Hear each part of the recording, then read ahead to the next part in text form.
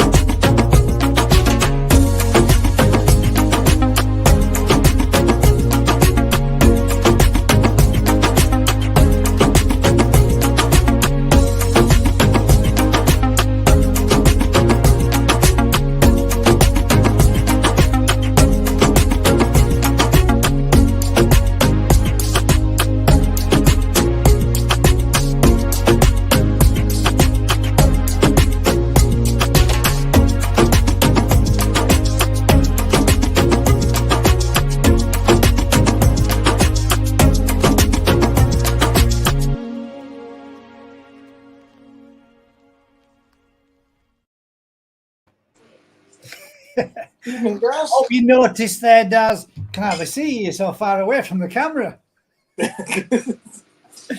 Well, now the camera's super zoomed in. Other drinks are available. I'm too close. I hope you noticed. Estelle. I hope you noticed. She's not even here. She's banged in a comment this evening, so I thought I'd show it 4 or 5 times just to make sure that everybody saw it.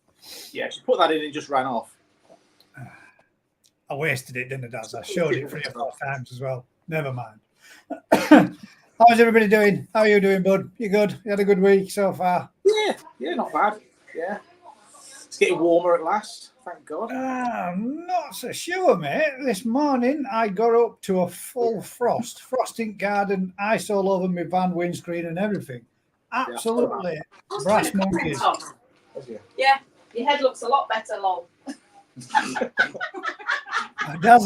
Estelle's been giving Daz some mick because he normally does his videos like this up close.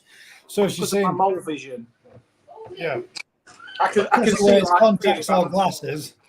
Your head looks a lot better. Oh, bless her. I'm very quiet, and that will be because I haven't got the microphone in shot. My apologies, Kelly, but thank you very much for letting me know. Hopefully, that should be a little bit better. But is Daz quiet? Because if Daz is quiet, I can pop him up a little bit as well. We can increase his microphone. That way, then he can edit mic settings. Because I'm so far away from the phone. Try again now. Go over it, Oh, Daz. Me, yeah. No, the other Daz. Him sat aside here. My twin brother. I think, yeah, that sounds all right to me. Let me know if that's too much. Bloody freezing up here in Cumbria. I'm not surprised, mate. Yeah, it is. It has proper dropped off cold. My fish stopped feeding and everything. They're all hunkered down like it's middle of winter again. Way cold up here. Yeah, I dropped in the polytunnel today in the tanks. You've been what, sorry? I dropped a degree in the polytunnel tanks today. Has it? Yeah, it's gone down a degree. No, then that's not such a good thing because you want to be coming up in temp, don't you? Yeah, Getting ready for the want to be getting warmer, not getting colder. We want to get the fish ready for spawning, mate. Not good. No. What's it been like for everybody else? Have you noticed 0 degrees for DT says there this morning? Weather has been proper shite considering we are mid-April. Yeah. Cold, but being lovely. It has been nice right up to me travelling home. And when I got home, it started raining halfway back. So, but it looked like it had literally been lashing it down all day long here. It was soaking everywhere. So, not being the best. We've got, hang about, we've missed a few out there. We've got Kelly's that says evening there. Roof that says evening, everyone. Marit's Koipon that says good evening. Rick's Koipon says good evening, fishy friends. Chris Taylor with a good evening all. Alan with a good evening. And Estelle Whitehead that says your head looks better. LOL. Apparently he might be a little bit quiet, but hopefully that sounds a little bit better. I've turned his mic up a little bit, so hopefully we should be good. Sounds good from Jigs. Thank you very much, mate. Mark Childs says 4 degrees this week. Mine has, mate. I think mine was down to, it was just at 12.5 last weekend, and I think we're down at about 6 to 60.5-ish. But we had a good frost this morning. So, yeah, not the best for weather. Certainly not what we should be expecting. This time last year, even though it didn't get much more warmer through the summer months, but I think I was pushing nearly 15 degrees at this time last year. Yeah. That's your normal springtime, April temperatures. 15 to 17 degrees. Yeah, not good. No. This evening, we have a few topics to have a chat about, and we have had a few people that have also sent in videos and pictures of their favourite koi. Next week, or if anybody would like to, they are more than welcome to put in suggestions for any fish that they would like to have for the koi appreciation next week. I think we'll just kick back in with it and just go with maybe a few types, whatever people choose, whatever people fancy for us to have a look at. But this week we've gone with your favourite koi in your pond. So we've had a fair few sent in, not tons, but we've had one last minute one that we just sent in, which I'm pretty blown away with. That's pretty damn nice fish, very nice. But all will be revealed later on. Where we got there? Sounds good from Jigs. Weather has been proper shine. Yep, 0 degrees. Cold being here. Of course, cold question being lovely here. Yeah, whereabouts is that though? Autistic koi keeper. Whereabouts are you? Don't give the exact address, mate. Just area. That'll do. Umberkoi says excellent angle, Daz, even with a square, which is trying. It only took 2 years to get it right. If anybody watched the live when we were doing the tunnel build, you'll know exactly what that were about. Bubble and Finn says it's okay, Daz. I've got your back. We have you sorted next time I see you. Yes, thanks, Vicky. No idea what that one's about. Gwen says freezing and frosty in Stoke. Yeah. It was cold over that way all day today as well while I was being over there. It was nice around lunchtime, but then it came a bit crap again and started raining. Chris says good for axolotls, Gaz, but now else. Yeah. To be true, mate. Yeah, you're probably about right. It's not been the best, has it? No. Keeps them nice and cool while they're out there in your little ponds. Mine have done all right though. Not as big as that one that you had, Daz, on the video from Sunday. That was a monster.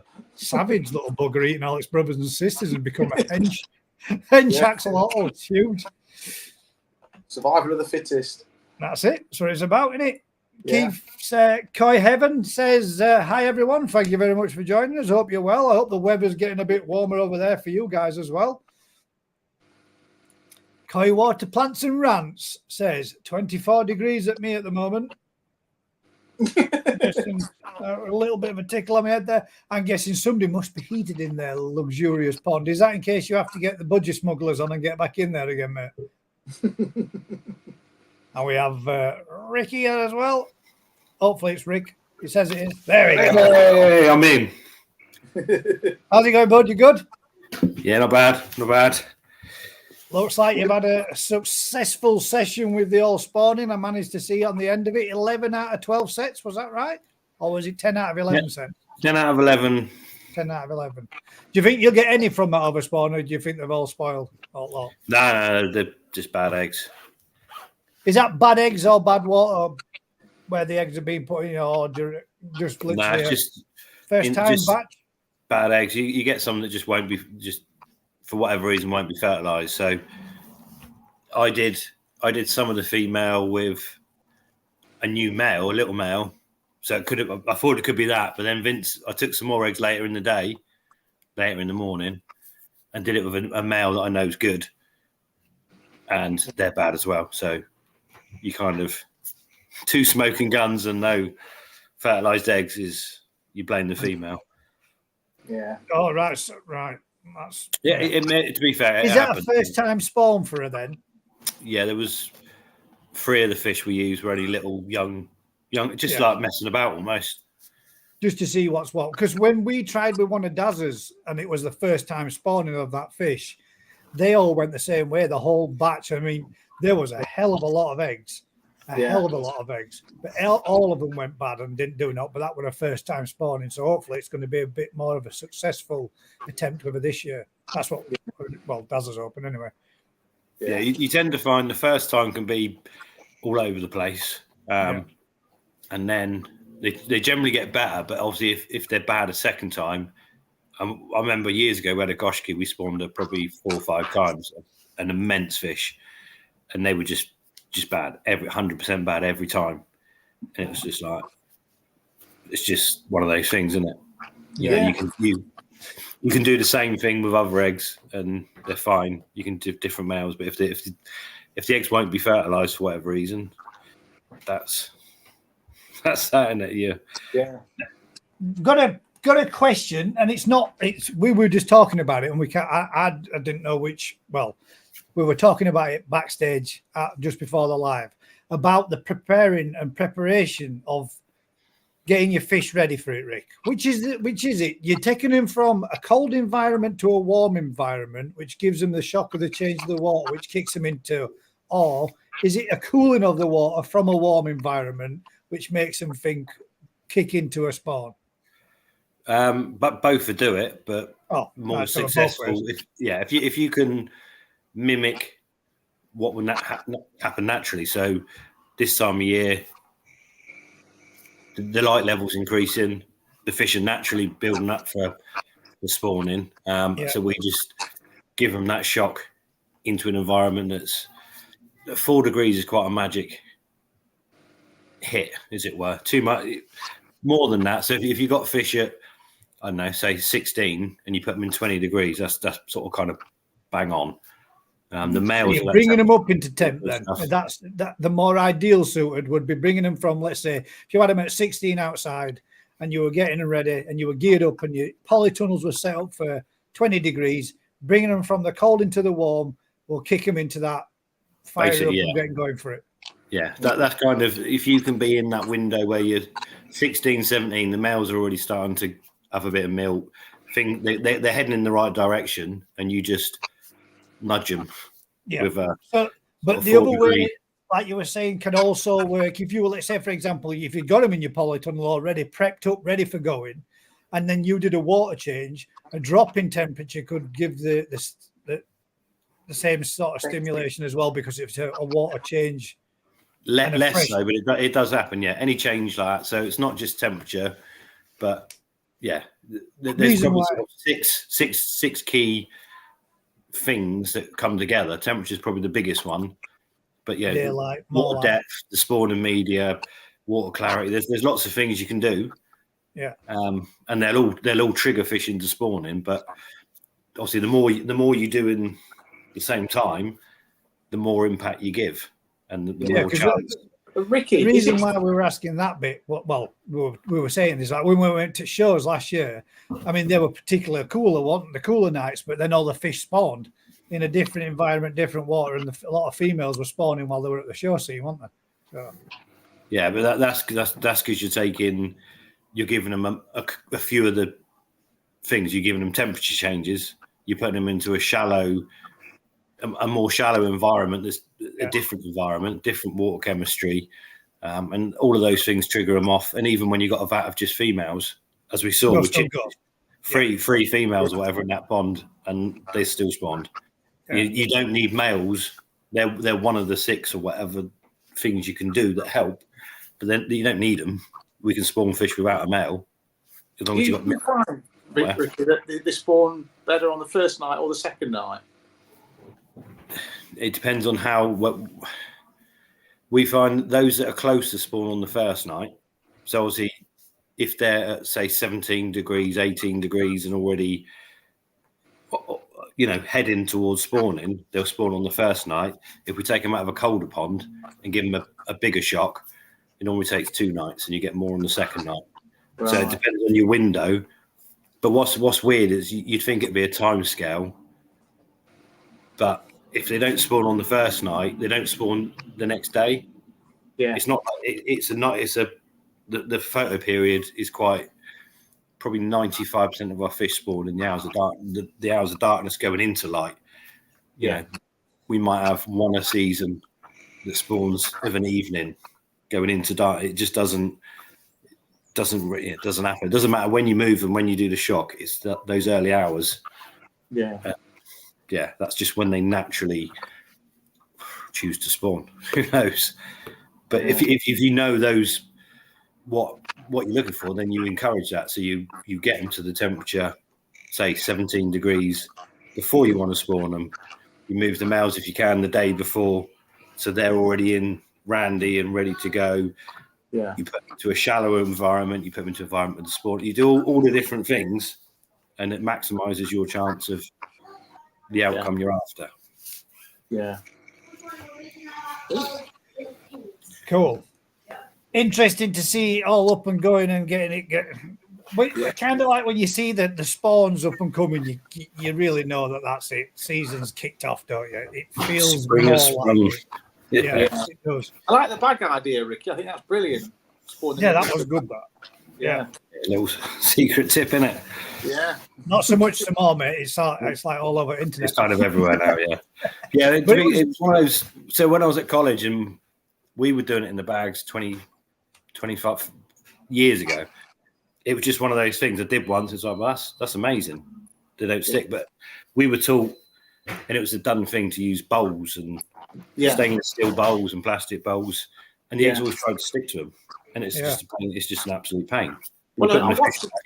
You're off. I watched a Japanese video, and they were lining the metal bowls with Vaseline so the eggs wouldn't stick to them. I thought that was...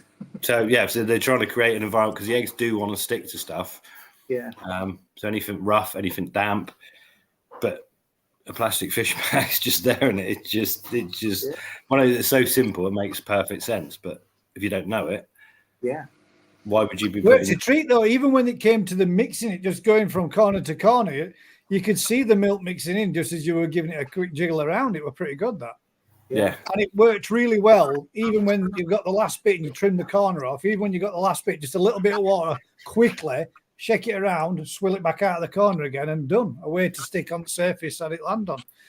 And it just works the whole way do it. But to be fair, we've been doing it 35 years now. So obviously, originally we used to put the parents in, let them spawn, and it was like, well, that's just not very successful, whatever. Yeah. What can we do? And you just do a bit every year to the point where it just you can get better success rate other ways, but it's a lot more complicated and a lot more risk involved, and it's just not worth it. There was only one little bit which both me and Daz were like watching to see was when you got the milt out of the male. It was just that point where you leant forward and the camera blocked off what had happened. Did you use a syringe to remove the milt, or did you just? No, literally, you just apply. It's almost like you're stripping the femur. Just apply a little bit. Just of pressure. The same thing down either side of it, over the same little pot with a plastic bag, and just mix it in again, same way. Yeah, you watch the videos on YouTube, and they'll lay a male down on its back, and they'll squeeze it, and it's like, what a palaver! What an absolute palaver! You flip them over, and it just naturally runs out. It's just, it blows my mind sometimes. Some of the stuff you see is just it seems really complex and complicated, doesn't it? A lot of it when it's really not that complex. It's wrapped up in tradition, don't they? Though this is the it's just confidence in what you do, and we try and make it as straightforward. Because, like I say, we did 10, 11 fish in 6 hours. In the hours of darkness, most of it on me, or me and Sean or whatever. And it's the easier you make it, the easier it is. Yeah. So, if we had to go through the whole process of using, the tannin, the solutions, the de-sticking to put them in the jars, it takes an hour and a half, 2 hours for each parent set. By which time, how we stir in all those pots of, how we stir all those pots of eggs with feathers and move them, and it's just an absolute, It's not practical. Perfect way to show somebody if you want to do it all clinical and everything for an individual sport, but if you're actually doing it on a commercial level, not practical at all. It's just one of those things. And at the end of the day, if you do it. We supply eggs to other people that do it that way, so they can disinfect. So what that process allows you to do is, so obviously we dry strip them, but they can then take the eggs, fertilize them, let them water harden, and de-stick them and sterilize them again and put them into the jars, and it gives you another section of sort of security. But those eggs are then in a situation where any power cut, any too much flow. And what we've also found is koi eggs don't tolerate that movement as well as carp eggs. Yeah. In a Zuga jar, they're continually moving. So, that's like the rolling. Is that like the one where it has the ball in the bottom bubbling around, and then it's constantly they're all being turned and rolled? It's basically, you put a flow of water through the jar from the bottom, and the eggs always want to sink. So if you get the flow right, the water flows up, the eggs move. The water and any bad eggs flow out and out because they don't sink. All the good eggs, but the trouble is carp eggs will tolerate that movement, whereas koi eggs, we found obviously they will tolerate it, but different batches will tolerate it differently. And generally, the better the fish you're using, the worse they tolerate it. So you end up that movement knocking about actually kills the embryos as they're developing. Yeah. So you end up. Yeah, it's one of those, and you just make stuff. We noticed that in Poland, didn't we, Gaz? Yeah. We did. Some of them were like complete failures in jars, weren't you? You could see them, but they were different. Every one of them in a different jar was a different spawn set with different parent stock, all marked up for you to see what they were. But there were some of them that were a whole cluster that were a failure, all clumped and bonded together or stuck together. Yeah, if they're stuck together, they've not done the de-sticking process properly. But the problem with that is, realistically, it's an hour and a half, 2 hour process of continually mixing the eggs. Yeah, they have like a table where it rocks them backwards and forwards, and it just rolls the eggs, and they just keep slopping and moving before it goes into that stage. At the end of the day, you get to a situation where are you just making that so much more complicated than it needs to be? I get there is process depending on what you're doing, how there is different bits about it, but simple works. Yeah, keep it simple. Well, it works for us. Well, it works for nature too, doesn't it? Yeah. Yeah, we basically replicate as close to the natural spawning with us getting involved, but as we can. Yeah. Right. Oh, did you? I don't know if you. Oh, you probably haven't seen it, mate. But we took some inspiration and we made, as we said we were going to do, we made the mini Munger pond. Oh no, I've seen you doing a tunnel. We're doing a tunnel. Yeah, my feed the other day, we're gonna be hopefully there is room to get 3 pools in each. Well, no, not each. 3 pools in, one for Daz, one for Vicky, one for me. So we're all going to be getting some fry, and we're all going to have a go, bringing them on, picking them out, grading them through, and then selecting as best one to enter in. Fingers crossed, it's all going to be it's a bit of fun. We do. I know that's how long have we got to get the polytunnel on. It's not going to be competitive at all, is it, Gaz? Not at all. No, there'll be no competition. How long we got? 3 weeks. 3 weeks until they'll be good to go. Yeah, we're looking at because they've got to come out of the pond from that hatchery. So yeah, I can't keep them much more than 3 weeks before there's issues. And will 3 weeks? Will they be on live or will they be on Chrome? The point is, I'm trying to get them so they can go out and go onto live decapsulated Artemia or powdered foods. Yeah. So anyone can look after them, but those that are willing to do the work, if those that have got live food that are going to do straight away, you've got an advantage. That's because, we have got to get a wiggle on it. We have Daphne. Yeah. So at the end of the day, yes. But those like yourselves that can get a pond mature outside in the light with rotifers, Daphnia, or hatching shrimp, it's going to be in the driving seat straight away. But I'm trying to make sure that they go out, that if someone's going to do them like Tony would be doing in his aquarium and be feeding them powdered food or decapsulated or whatever. Yeah. So it's possible for all to enter and have a do it. That's what I mean. It's getting so complicated. It's hard one. The stress involved making sure those 2 parent fish spawn, and then those fish eggs are going to be good, and I've got enough because I need some from that fish. That's not my combination from that female, so I've had to keep the bulk of the eggs for my stuff, but done enough of the eggs to cover the 20,000 I need for the orders. Yeah. And for those that don't know, what's the parent sets to the actual ones that you're going to be doing then?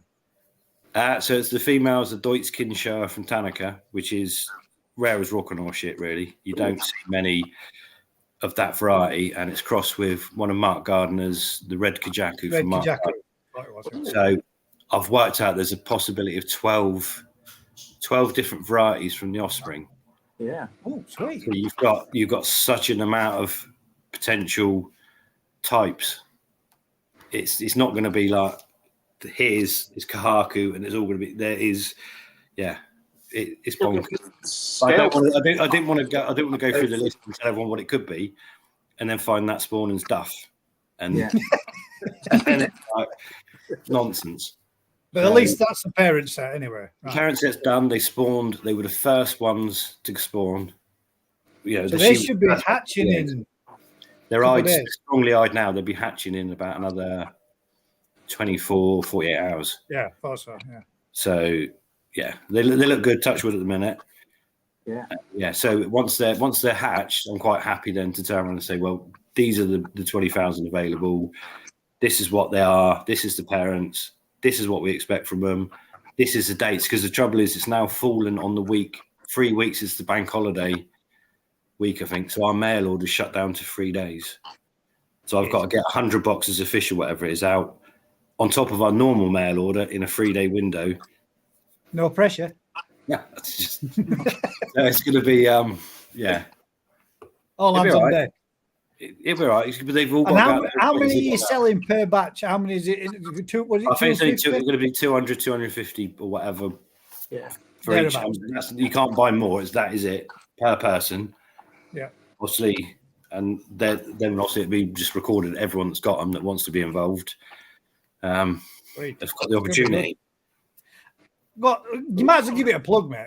What your intention that's 2 to 250 eggs, 200 to 250 fry, and the idea of the competition is to give it a plug. They're already booked. It's done. No, but just people that might not know it's what's happening, so they can keep their eye on it and watch it alongside it.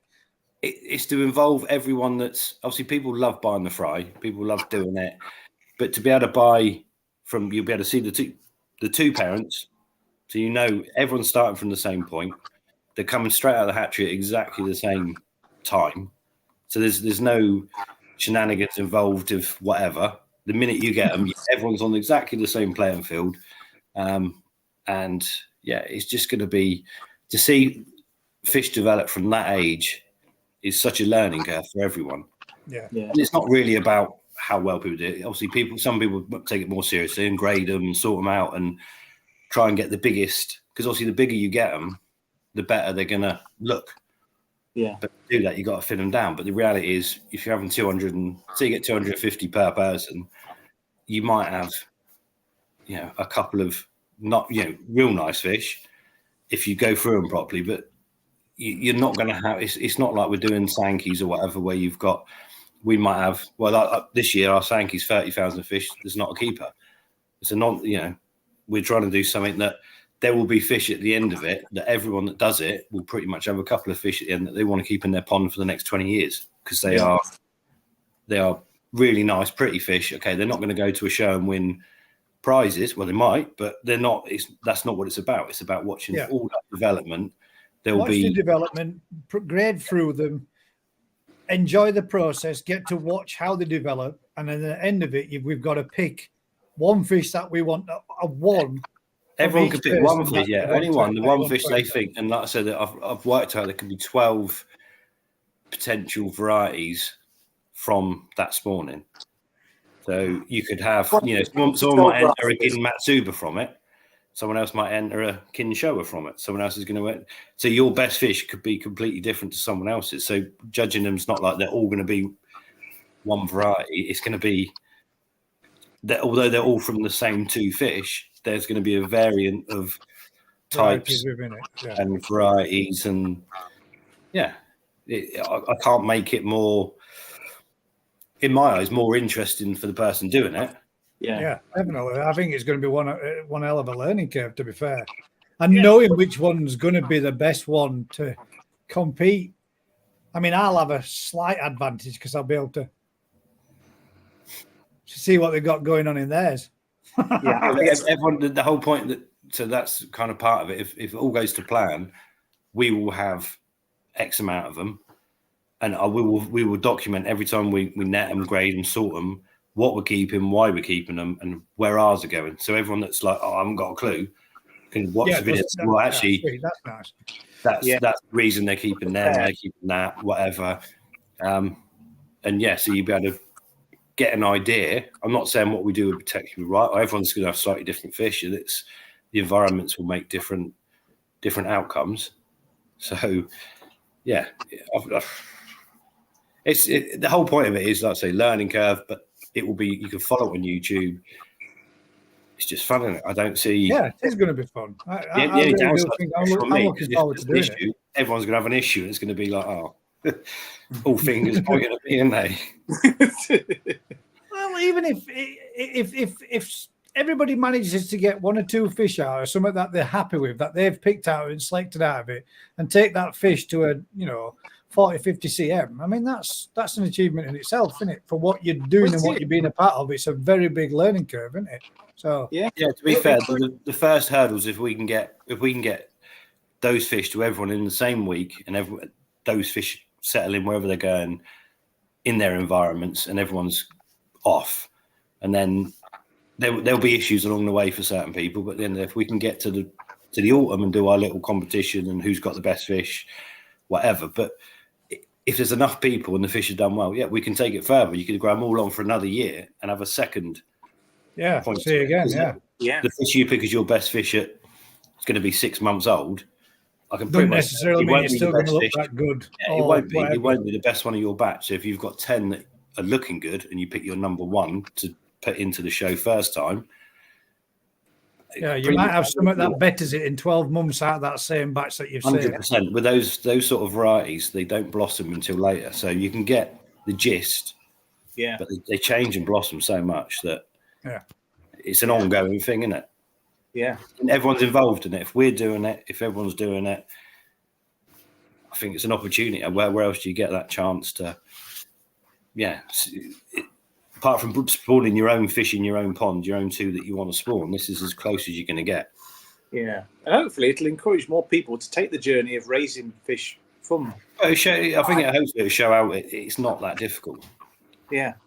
You know, I think we've really enjoyed it, haven't we, Daz, doing it with yours? It's been brilliant, hasn't it? Yeah. Watching, when you spot one fish and you think, oh, that's a little beauty, and you watch it for 8-9 months and it looks mint all the way through, and then it drops off its ass and then it goes to you think, well, that was so nice. And now look at it. And those ones that you thought that were going to be nice end up going even better and even better, or completely drop off to be garbage. It's changed to something completely different. Yeah, or change completely different. Yeah, and you'd be thinking, hang about I thought that were going to be a Matsukow back here, and now it's turned out to be whatever. It's weird. Yeah. Yeah, but that's it's interesting to learn from. We see it even for like the best I pick out for my tunnel, which is generally the way we used to work off the farm, was the top 1% of what was left in the autumn was for me to choose. So I might take 500 fish or whatever it is, and there'll be some that you think, but actually by the end of it, it's some of it's not the original ones you thought were going to be the best. They're up there, but it's the ones that blossom a bit later that have shown a bit of potential that really start coming together further down the line. Yeah, and that's just the beauty of the hobby, isn't it? It is. That's exciting, isn't it? It is. Yeah, we've probably enjoyed it, haven't we, Daz, when we've done fruit grading. We've seen little ones that we've taken and we've gone, and then when you go through like we didn't end at season and we've gone through another grade and we've gone, Daz, look how that's developed, how that's changed from that to that. You know it's the same fish, or ones that we've thought, oh yeah, it's going to be a little heart-shaped tancho on its head, and then it's just turned into a shuramuja, and it's like, God damn it, all those tanchos. We had tons of them, loads of tanchos, and then with no tanchos. And then you got one that come back up again, and you think, how do you drop off completely like that, and then get a kaku pattern come back up 9 months later? You think it's crazy. Crazy. Yeah. Yeah, I think that is the kind of the joy of it. If you can, the more you can follow that path of here are the parents, here are the grandparents, here are the lines they're coming from. This is what you can expect. Yeah. The understanding you get for it, isn't it? Yeah. The one thing I struggle with, though, Rick, is when you've been through them and you look at them, you think, no, what's that? Get rid of that one. No, get rid of that one. Turn that one out. Turn that one out. And then you look, you think, we'll keep one of them and see. And then that one fish becomes something you think, damn, we chucked out loads of them. Yeah, exactly. And then you think like you're kicking yourself because you got rid of them and you thought they weren't going to do much. And then they have. And then they come out with little bangers. And you think, God damn, we've done that a few times, haven't we? Yeah, those are Sargi Goshki. I had hundreds. Exactly. We turned out loads of them, didn't we? About 20. They all look really good in the end. They all come out good from it. Yeah. That is kind of the learning of the variety of, like the Betty Kikakuri we found. Obviously, when you harvest them from our ponds, they look just black. You can't see the patterns on them. But if you put them in a blue tray, go away for 5 minutes and come back, the sumi drops down and it reveals the Benny patterns. Yeah. Like when you come back, you go, hang on. And so, from then on, you harvest them, you put them in a light colour background, and you can go through them and you can see all the different Benny patterns. You think, well, that's nice and easy now, because you know what, that isn't going to change. You just can then select through them, and they're fish that would have been got rid of as being too dark. So you each variety has its little twerks and whatever. But obviously, if we can do this particular one and showcase it, how we're doing it, what we're doing it, why we're doing it, what we expect from the different coloured fry from Dot, then hopefully everyone will end up at a similar boat where they've got the best 20 fish from their 200, grown them up to 10, 20 centimetres by the end of the summer. And it's an exercise where everyone's enjoyed it, learned something, got decent fish, and there's a bit of fun at the end to see who's the best. Yeah, 100%. 100%. Yeah. Lebo's put in there, evening all. How is everyone's week so far? Had a crap weekend last weekend. Ended up losing 2 small koi with the using of PP. Well, I'm going to be honest with you, mate. I have actually lost one of mine in the pond with using of the PP as well. My tiny little Ginrin, which one from yours, Rick? My little Ginrin Asaga. That didn't like the PP at all, mate. It kind of looked like it. Yeah, it almost looked like it got burnt with it. Right. Yeah. It's got. Yeah, if you give them it's one of those treatments, isn't it? You can't. Yeah, that's why we talk about it so much. Yeah, it's, can't live without it. But yeah, multiple dosing. If a fish, the trouble is losing the 2 small. Say he's lost 2 small. The chances are those 2 small koi had an issue with in an area where they weren't going to survive, whatever, or just knocked on the problem that they were. Yeah, you might find that you've got a fish that's got no mucus left on it because the parasite you're trying to treat for has done X amount of damage, and that fish is wide open and to be hit hard with the PP. Whereas I think that's the line that mine had gone down, mate. Because again, that was another one of those little fish that's constantly hid behind the back of the plant pot or the lily pots, and that's where it remained. And I went in, noticed, and thought, you won't move for a while, and not good. Yeah, but that's the problem. That fish was probably already on a downward spiral or in a weak place, or and that's the trouble when you're treating a pond. Not all fish are equal, so you're already in a. You might have a fish that's got a massive thick layer of mucus because it's got a problem, and another fish that's got no mucus left because it's had another problem. Yeah. And you can put a dose of formalin, you can put a dose of PP in, and certain fish might not tolerate it because they're already weakened or in a situation. Yeah, it's not nice to lose one. So I feel for you, mate. Been there, done that. Same happened, and Chris has just put in there. I lost 1 too, guys. A small Tosai Gromo, but guess you have to weigh it up your whole pond or one of the weaker ones, and that's it, mate. I mean, it's not nice for losing any of them. But it's better to only lose a weak one than to lose everything. And if you do nothing, then you're stuck in the situation of So the problem is you do get some little weaklings, or not so much little, but you get certain fish that will have a problem, and they become almost the one you can't clear. Flukes, for example, quite often you can treat flukes, and the happier, healthier fish are clear from flukes. It works, but that really horrible little one sat in the corner. He's got so much mucus on him and his immune system's doing nothing. You don't clear the flukes from that one. And then he just respreads it to the rest. And you just end up with this. Sometimes you're better off taking that weakest one out, whether you can hospital, put it somewhere else or whatever you can do, and deal with the problem for the rest of the fish. It's not, not all things are equal, unfortunately. So, you have to do the best you can for the bulk. Yes, the greater good. Great. Well, it's a bit of a sickener though, but it's a stress. Any treatment's it's a big stress on the fish, and it is if a fish is half dead already, wanging a big dose of anything in is enough to tip it over the edge, isn't it? So you might see 99% of the fish in the pond a lot happier for the treatment, and 1% of the fish that are already in a bad way. Yeah, too much for them. You could say the same for salt. You could salt bath, whatever it is.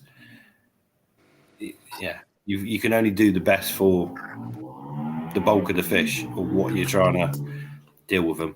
And in an ideal world, everyone had quarantine tanks and hospital tanks, and you could take that fish out that's not going to do so well and put it in a heated condition somewhere else and deal with it. But we don't live in an ideal world. We live in England where it's bloody freezing. And you've got limited space, and you've just got to do what you can do, haven't you? Yeah. And that's it. Elizabeth asked us a question. Please tell me my Shabubkins can't breed with my koi. Yikes. They can, unfortunately. Yeah. But they won't. Am I right in saying the young that come from them would then be classed as sterile F1 hybrids? Yeah. Are they sterile? Mules, they call them. Mules, yeah. We used to do them purposely, goldfish, koi crosses, and create like ghosty. We call them ghosty goldfish. So they were like ghost cut, no barbels. Used to grow to big long tails on them. Great big fat things, but they were really quite popular because they'd only grow to a certain size, and they would never themselves didn't breed. But yeah, so they generally don't naturally spawn unless you've got a situation where you've got one female koi and a load of male shabumpkins or whatever. Generally the koi will dominate and they'll spawn together, or it's not something the natural happens, but yeah, you can hand spawn a situation where it will happen and they will.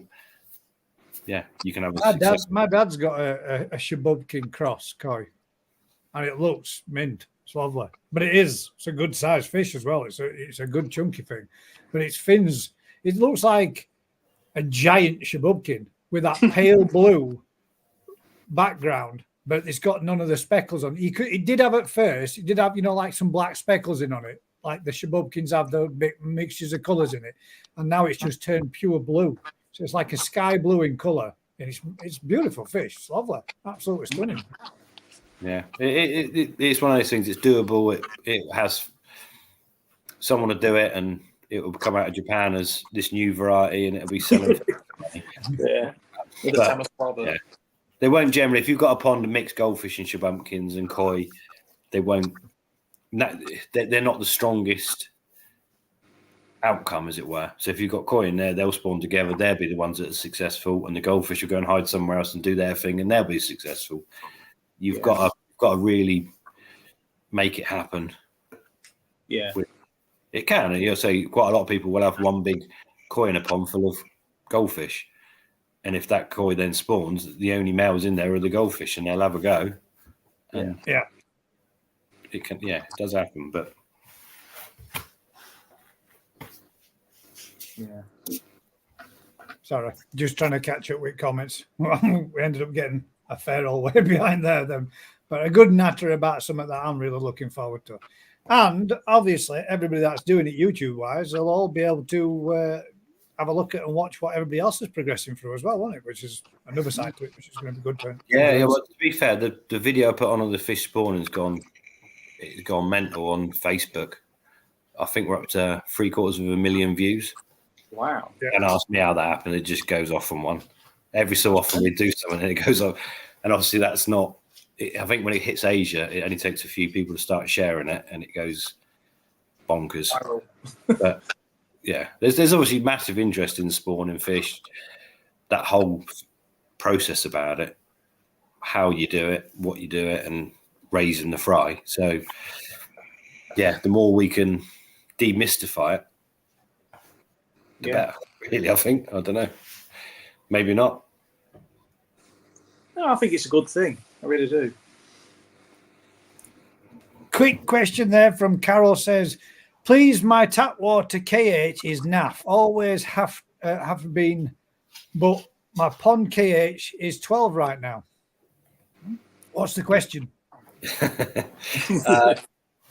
Perhaps your KH is very low coming out of tap, but your pond's quite high, which would suggest you've either got a concrete pond or a mud pond. And then she said, any reason that could be causing this? No bicarb added for a month. I'm pretty sure it's a liner pond that Carol's got. Yeah. Changed it. If you have you tested your KH from your tap, Carol? Have you KH has always been 0 from the tap. One drop, it turns light yellow. So you've got the same as me.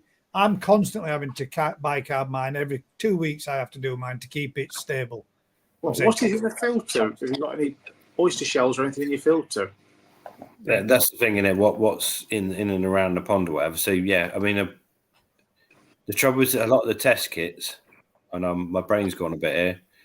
So we had an issue with this. The test kits test for magnesium in the water, not calcium, as your hardness. So you can have water that's quite hard, but no magnesium. So it will test soft, but actually it's quite hard. because what the test kit's testing for, generally the two sort of come together. So your general hardness and whatever. So it's quite a difficult one, and it's something we've been looking at work, because the magnesium works quite important for us in the hatchery. And so we also add stuff to make sure that the levels are right. But the test kits that test for certain hardness, you think they're testing for sort of calcium, but they're not. They're testing for magnesium. Yeah, sometimes you can get, though, if they've done some flush outs or changes or done anything cleaning of the actual your water source before it comes to you, and normally they're supposed to do. I mean, I've heard this said many times. They're normally supposed to send a letter out to tell you that your pipes are being flushed, blah, blah, blah, blah, and all the rest of it. But if you've had anything like that through Carol and they've done any changes, I'd say just double check and check them again. But do you have anything else in your filter system that might be? Yes. Isn't that any chloramine that they flush it through with? We've never had a letter from the water board ever. I've never either. My does. They'll be back. Yeah, it's one of those, and they can change where your water comes from. So we have different water sources. So sometimes it'll be coming from the aquifers, and sometimes it will come from the rivers. Yeah. And yours normally, if you live in Yorkshire or whatever, you'll be coming from reservoirs. But it depends how much rain you're getting as to what actual water you're getting. Yeah, it's different everywhere. So I think at the end of the day, you can test your water once coming from the tap, but it doesn't mean in a month's time that's what you're going to be coming back out your tap. It's a bit of a minefield, which is why we don't use that much fresh water, to be fair, if we can help it. Obviously, you have to use it to fill up stuff, but it's much better if you can just control your water yourself. Yeah. Then you know exactly where you stand. Yeah. So, difficult one. We have a lot of people that use they run a lot of guttering into their ponds, a lot of rainwater, and obviously they have massive problems then not monitoring the pH and have massive pH crashes because the rainwater's got nothing in it. It's literally, especially through the winter, they're just putting RO water through their ponds, that's got absolutely no buffering capacity whatsoever. And then come spring, get an algal bloom or whatever, your pH is all over the place. It all just, heavy rains, especially with the amount of rain that we have been having, as well as. Yeah. That could have been something that's been affecting it. There's a lot of, there is another question that I don't know whether or not you guys might be able to help with, but I might hopefully be able to get a little bit from Crafty when he gets on, and he has posted in to say that he's on his way home and he will be joining us shortly. Carol also asked me a question overnight and asked about the Bacto Plus. The information is not clear on the bottle. Is this dosed over a 5-day period, and do I need to turn off the UV? I wouldn't have thought you need to turn off your UV. And will I need to add a different bacteria into my Easy Pod as well as? Or the Bacto Plus is an active live bacterial dose, isn't it? So you talk about the red goop, the red liquid. It's like that stinks bad. You don't want the UV on because UV light will kill bacteria. So if you're putting it in, it's one of those things you want to give it the best chance of working for you. So if you put it in of an evening, it's better than during the day when the sun's out for a start. So you can put it in of an evening. It's one of those, and it doesn't adhere to the filter media particularly well. So it's something you can put in and it has an effect on the pond pretty quickly, but then stops having an effect pretty quickly. It's not like a mature media. So you're putting a live bacteria in that consumes your ammonia and stuff, but actually it's not then its life cycle. It's not connected. Where's it going after that? It sort of disappears and dies as it goes through your system and whatever. So that's why all the bacteria literally lives in your filter because it's attached to something. That's where it lives. It's not being affected by daylight. It's not being affected by your UV and everything else. It's living there. The Bacto Plus you put in is something that goes in the water column, consumes the free ammonia and whatever's there, and then nails it and reduces it quickly. whatever, but it doesn't then colonize. It doesn't immediately colonize stuff. Most of that will then dissipate, die off, whatever. Yeah, you can use algae to do the same thing, but most people don't. But we use. We all want to see us fish, don't we? But the algae would do the same job as well as. Yeah, it's one of those. If you've got a new pond, great, it can be really effective, but you shouldn't need it in a mature pond, because you should have a mature filter that's doing what it needs to do. So unless you're suddenly sticking a large biomass of fish in there that's going to overwhelm the filter, it's one of those products. It's got its place. A helpful aid if you were, let's say, banging in 4 or 5 new big fish. It'd be a good helpful aid in case you got an increase in ammonia in your pond spike. It does improve the whole ecosystem of the pond for a short period, but you still got to change. If there's something wrong with that whole pond setup, you still got to change something long term. You can't just keep dosing that in and that's that. It just doesn't. It just kind of don't really work, does it? So it's one of those products. New ponds coming out of spring, ponds when you're heavily feeding or putting lots of new fish in for dealers and whatever. It's amazing stuff, because you're suddenly going from an empty pond for 2 weeks where you left it fallow from the last shipment or whatever to putting 1,000 fish in there and expecting the filters just to catch up immediately. And that's where Z-Light comes in, or so you can absorb some of that ammonia in there, trying to minimize that impact. But yeah, UV light, anything going through the UV is going to be sterilized if the UV light's working properly. So that's why it degrades chemicals that you're using in the pond. This is why most of them say if you put a malachite in, switch the UV off. And if you're putting a live product in, you don't want the UV. See, I wouldn't have thought that would have been an issue, but makes sense if it's something that is designed to work more in the water column as opposed to. So what would you advise if she wanted to add something to? I mean, that blue, pure blue, is it pure blue? There's loads of filter media. Loads of stuff on the market. So at the end of the day, most of them either coat the filter media in something that's attractive to the bacteria to adhere to and live on and grow on. So you're just encouraging that environment, and a lot of that comes from the plastic. Like K1 is an amazing filter media, but it's a nightmare to mature, because it's just one of those. First, by coating it with something that's bacteria friendly, it's an environment for the bacteria to then adhere to and grow on. So, a lot of the problems we create ourselves.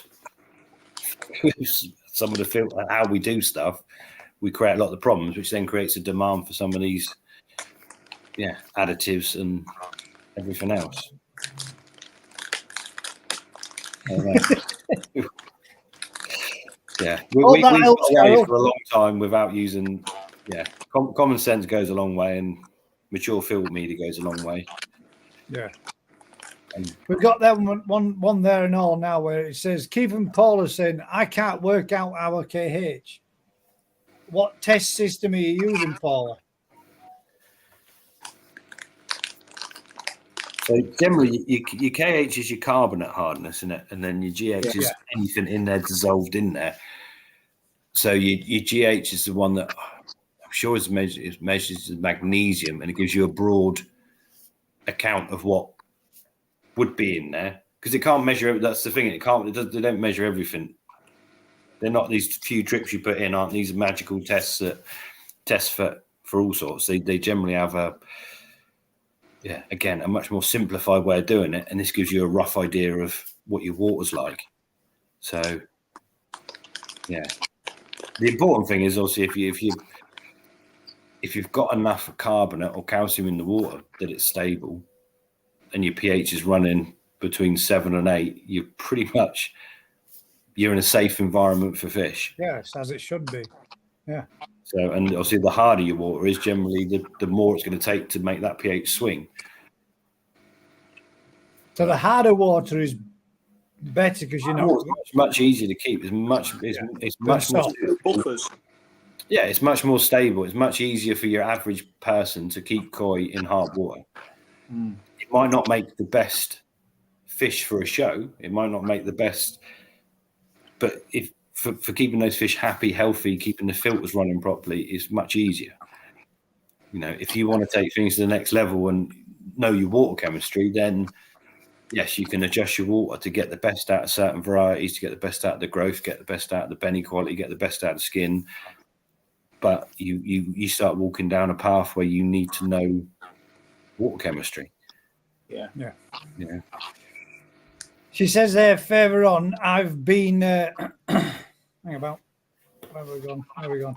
I've been researching KH and pH, etc. We've had issues, so need to know what we can. What's your issues? Can't use, what we can and can't use. Also taking sturgeon into situation. I told you. I said sturgeon are a pain in the ass. They're not a pain in the ass. They basically are quite simple. They're very, very simple fish. Very difficult to use treatment for koi and sturgeon that says we're not supposed to do, but majority of people tend to use it and don't seem to have any trouble with it. But the problem with sturgeon is their ability to obtain oxygen is really bad. And they're old, cold water fish. So as soon as you've got a warm pond and you put any kind of treatment in there, you've stripped oxygen. They don't like it. So that's the issue. But during the winter or whatever, you could chuck them. They're bomb proof. They're prehistoric. Yeah. So yeah. I mean, I've never kept a sturgeon before, but am I right in thinking that I'm sure I've heard it said that when a sturgeon is really struggling and it dies, it goes like a horseshoe shape. Is that true? I think when they're starving, they go into a horseshoe shape. Right. The trouble is they're cold water fish, so they want a much higher protein food in much colder conditions than your koi do. Right. So you can grow sturgeon at 10 degrees with 40% protein food, and they'll, so you're trying.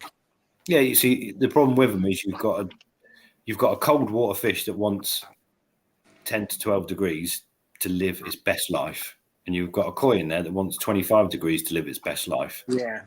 And the opposites, aren't they? It's like trying to grow trout with koi. You can do it. We've done it, but it isn't. They're two different species that want different environments. So you've got to balance them up between the two. So none of them are in the best environment, but they're both in a comfortable one environment. Yeah.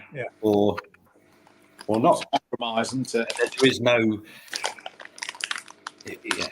Realistically, if you wanted to raise koi in a serious manner, you want 24, 26 degrees through the growing season, and sturgeon ain't going to tolerate the oxygen levels in the water and what sturgeon require. It's just not really compatible. Yeah. And then if you try and chuck a treatment in there, sturgeon ain't going to like that at all. But same Gold North, you don't hear much about orth. In the old days, people always used to keep orth in their ponds. Yeah. Same thing. They like cold water. They will feed through the cold. They're much more akin to a trout than a koi. Yeah. But, people used to keep. Ideally suited, then really, they are kind of they're the opposite sides of the scale, but you can find a happy medium. Yeah, 100%. But if that happy medium, if you can control it, but in the height of the summer, if you need to treat your koi for flukes or potassium for trichodina, you're in a world of trouble for those species like orth or sturgeon that are struggling. So, yeah. Speedy recovery, mate. Yeah. Lying in bed after breaking a hip, so try not to make me laugh. It's so. Breaking a hip, yeah. I feel your pain, mate. Well, I don't feel that pain. It's not as bad as that. But I've hurt my hip, mate, and I've been struggling this last week and a half of mine. Got to make an appointment with doctors. I think I've got loptus fungus, or my leg's going to drop off because it's been smarting, man. Proper. Take a week off. Speedy recovery. Take a week off. I slipped on a staircase, mate. I got my toolbox weighs probably about 50 kg, 50, 60 kg. And I was coming down a staircase and I slipped. When you put your foot on the edge of a step, not on the flat of the step, I hit this flat and I didn't want to drop the box. But I dropped the box, it'd have gone down wall, fruit wall, and made a right mess. So I tried to catch my balance and catch my leg quick, and I ended up slipping on steps. And I pulled some on top, and it's been smarting now for a fair few weeks, and it's. So I feel your pain, mate. I feel it. I do. Hopefully, I mean, We didn't Keith, really answer. Paula, I'm guessing this is going to be Paula, not Keith. Paula, if you need any help or you need any advice, if you're having problems or you're struggling, speak to somebody that's got a little bit. I'm sure Rick would be more than happy to take a call and have a help wherever he can.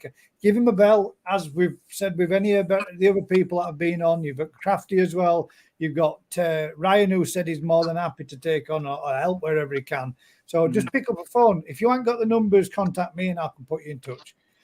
At least that way then, because it says there you've been salt bathing individual fish. I'm guessing that you've got something going on, which is quite bad if you're having a salt fish. Literally being outside all day doing separate salt baths, which would indicate that you're salt bathing nearly every fish. Now, if that's the case, it sounds like you've got something going on. And if you've got something that these guys or anybody can help with, please do get in touch and let's see if we can get you sorted. Yeah.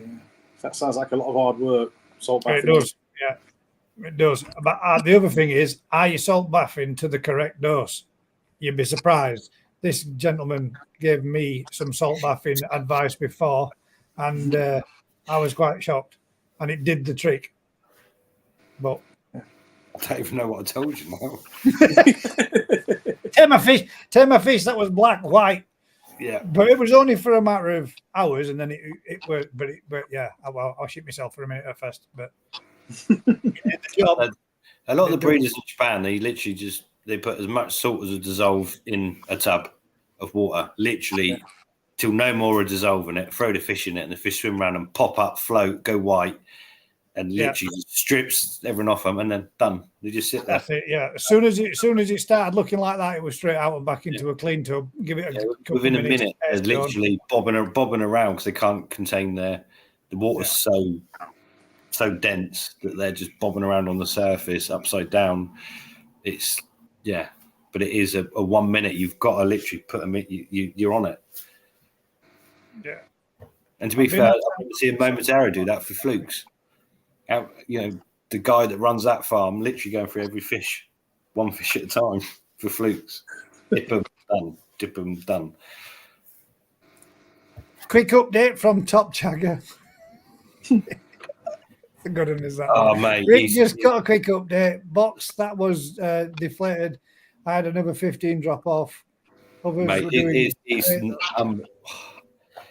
the guy that got him and put him in a tub and went out with his wife or whatever, and the herring. And then the herring come back and yammed a load of them, and then he brought some more. I wasn't about, but he'd got some more, and then he had 3 boxes, and one of them had got damaged and was totally deflated on arrival. And it's like, oh, mate, it's just not. He just can't cut a break. So but we will get there in the end. Catch a break, mate. You'll get there. Yeah. But all the rest are doing ace, mate. He says there at the end.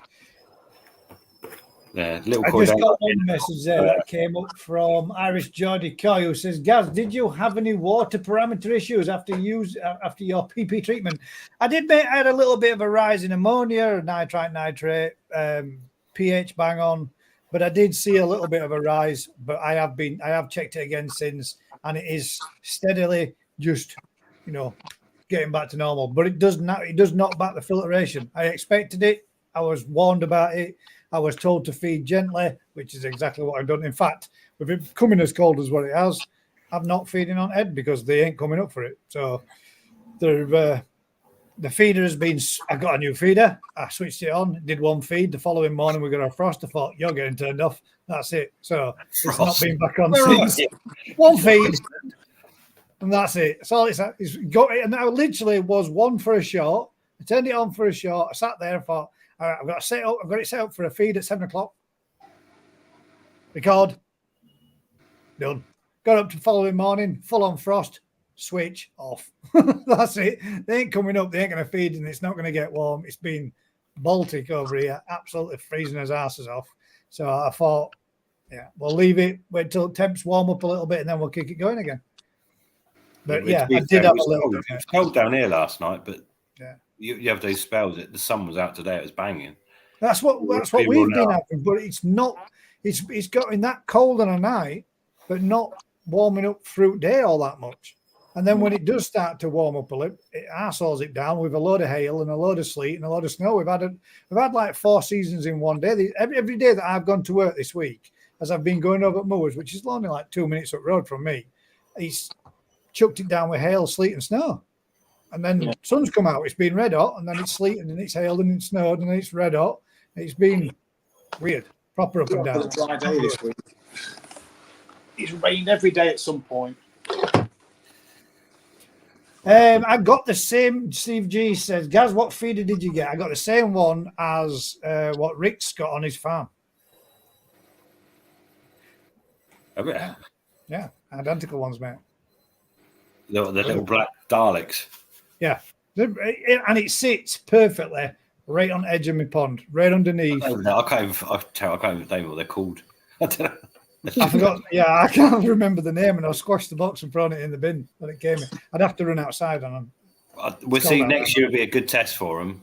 I don't know. We had about 20 of them running in the end last year. How many feeds can yours do? Because there's 2 types. There's one that can do 8 feeds, one that can do 4 feeds.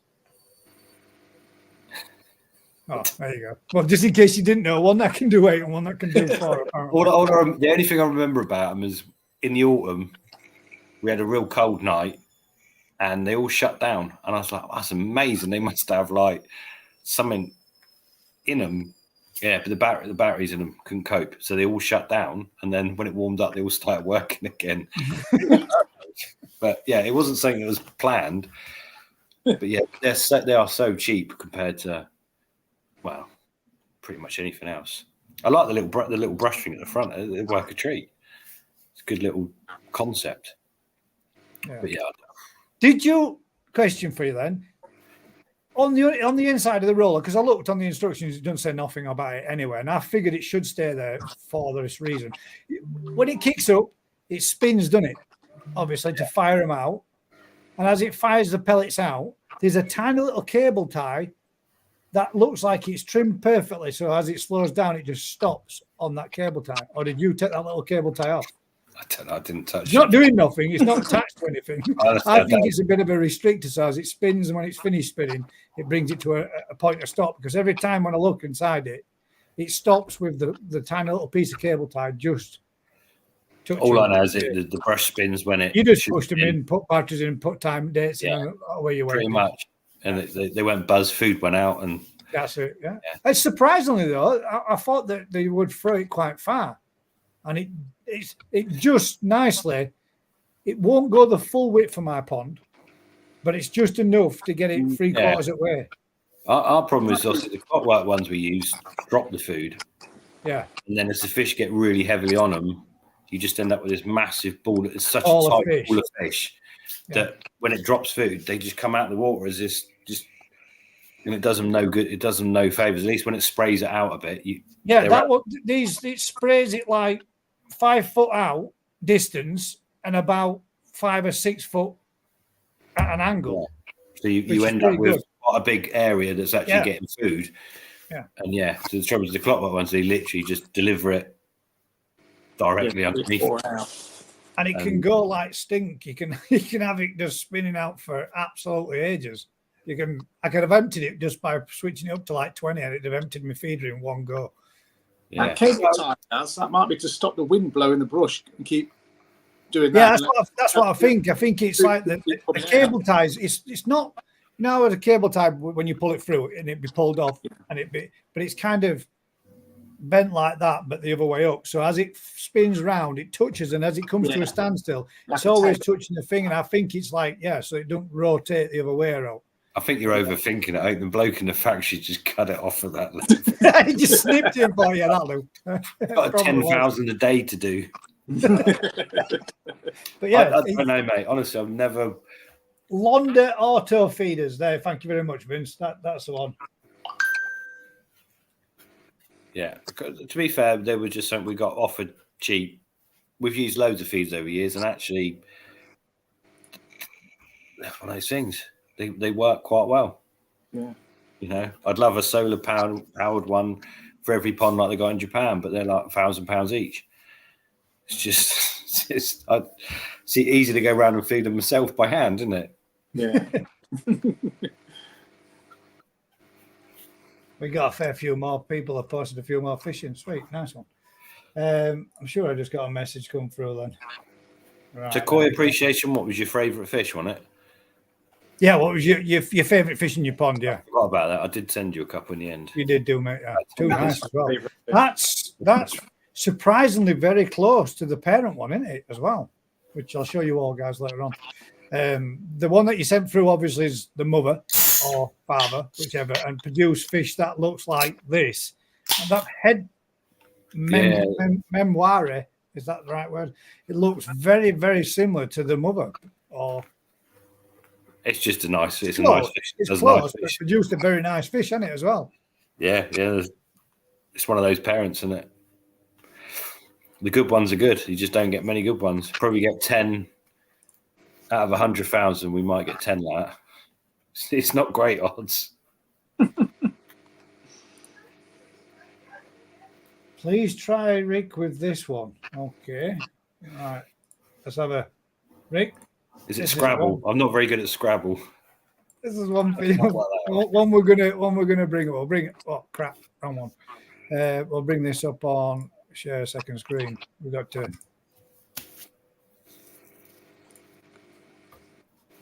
Right.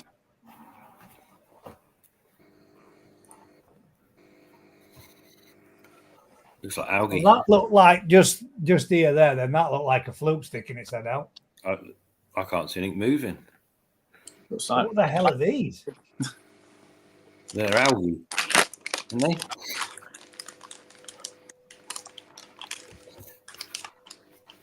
what is it we're meant to be seeing, Gaz? I don't know. He says, please try Rick with this one, but that. A swarm of UFOs coming out of the clouds. Is that They just a are photo? moving, but whatever the hell they are, they're not moving a great deal. But there's something there that comes in and goes out of shot. But I would have said that looks like that's not a parasite anyway. No, it's not moving fast enough to be a parasite. That's I like see something move there. Hang on. these are moving here. These two. Yeah, but you get there's some crazy stuff. So algae, you get types of algae, and you get types of. Daz would probably be better. You know some more crazy stuff than I do. There's nothing there like what we've found, Daz, but that does look like green water. I think that is a fluke in that top corner. This one here that comes here. Yeah, that appears. I can't see because I'm too far away from the phone. It was on a dead fish. Ah, right, that makes more sense. Right. Yeah. So that'll be some form of bacteria, won't it then? Or something that's breaking down the body of the dead fish. Yeah, it could be water bear or something like that. These little two sphered things, I think they're called diatoms. Oh, diatoms, yeah.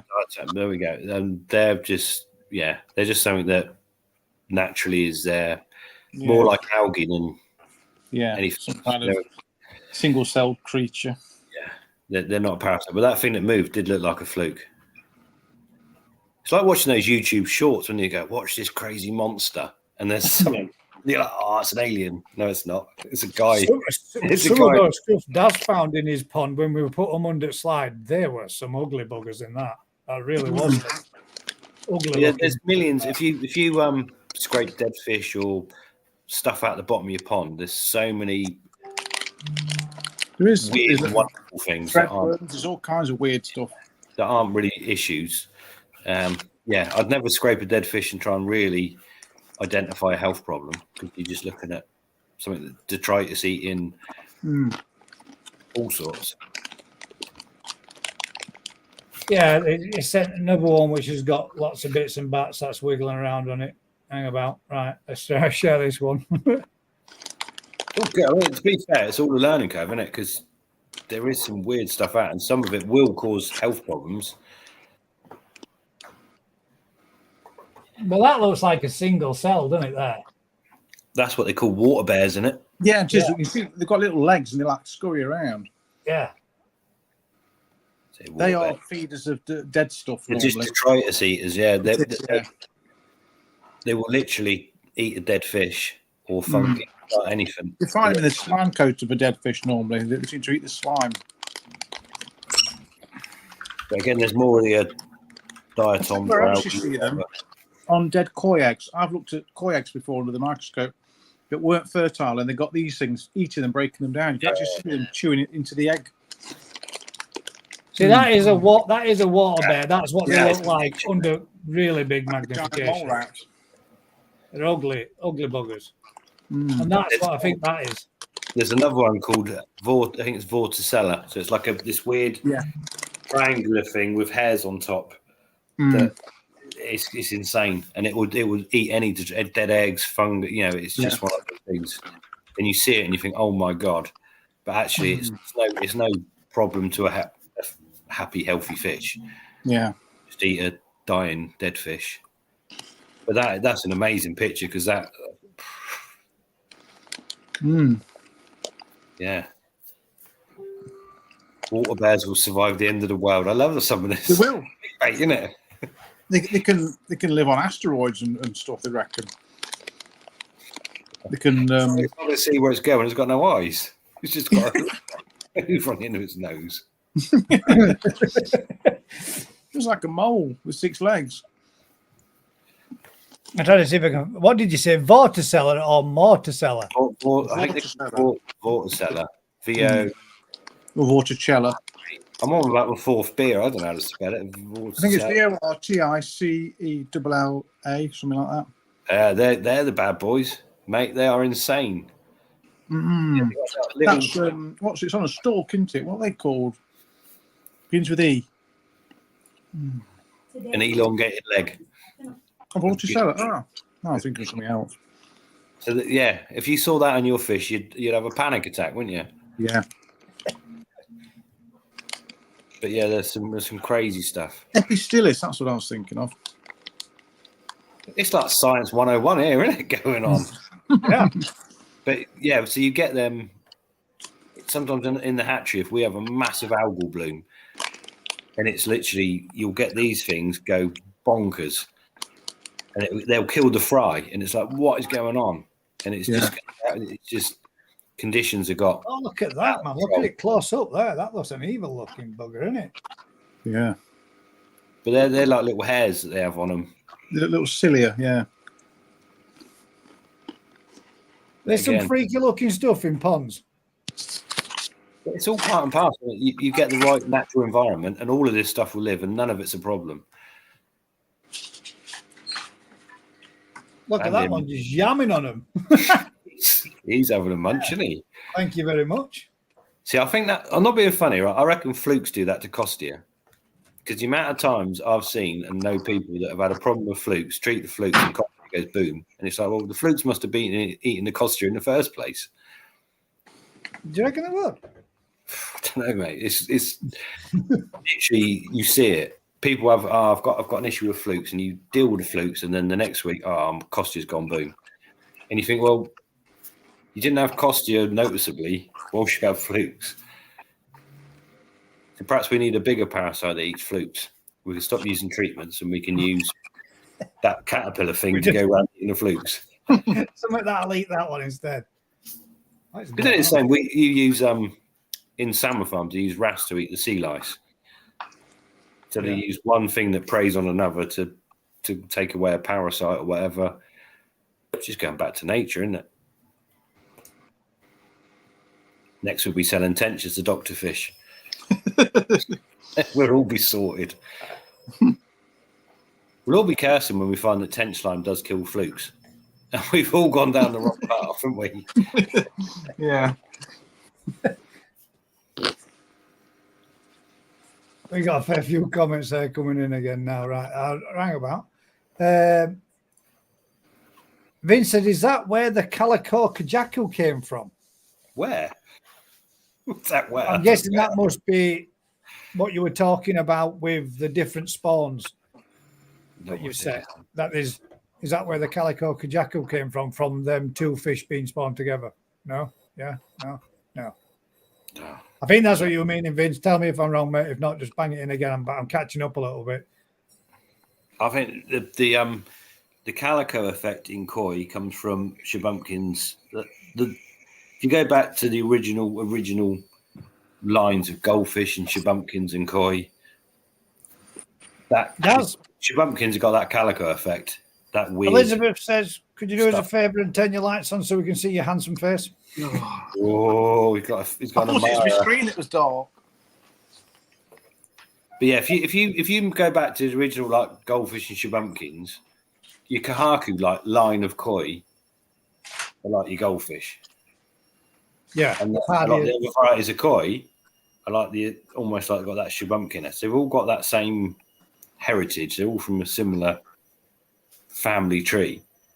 So you go down those lines and produce the fish that have the Benny patterns on a light background and whatever. And you don't get that weird calico effect on any of those Sankey, Showa. You don't get it. But if you go down the other lines of koi, the Matsukawa, the Kajaku, the Asagi, you get that weird non-pigmented, clear Shubumpkin calico effect. Now, when you say calico, is that just clear skin or is it the larger scales? It's that weird, yes, you get see-through areas on the gills and the skin, and some of the scales have the pigmentation, so you see the scale, and some of them don't. So it's like it looks like the patches. Yeah, that's what you've got, Daz. That's what that one's like. It looks like it's a bloody Shiramuji. It looks like on one side of its body, like there's 20 scales. They're there, Daz, aren't they? But they don't look like they're there. The rest of it looks like I've scratched all the scales off it. It's like it's weird looking. But that's how Shubumpkin. If you look at Shubumpkin, you get that effect of some of the scales have the pigment where you see the scale, and some of them have.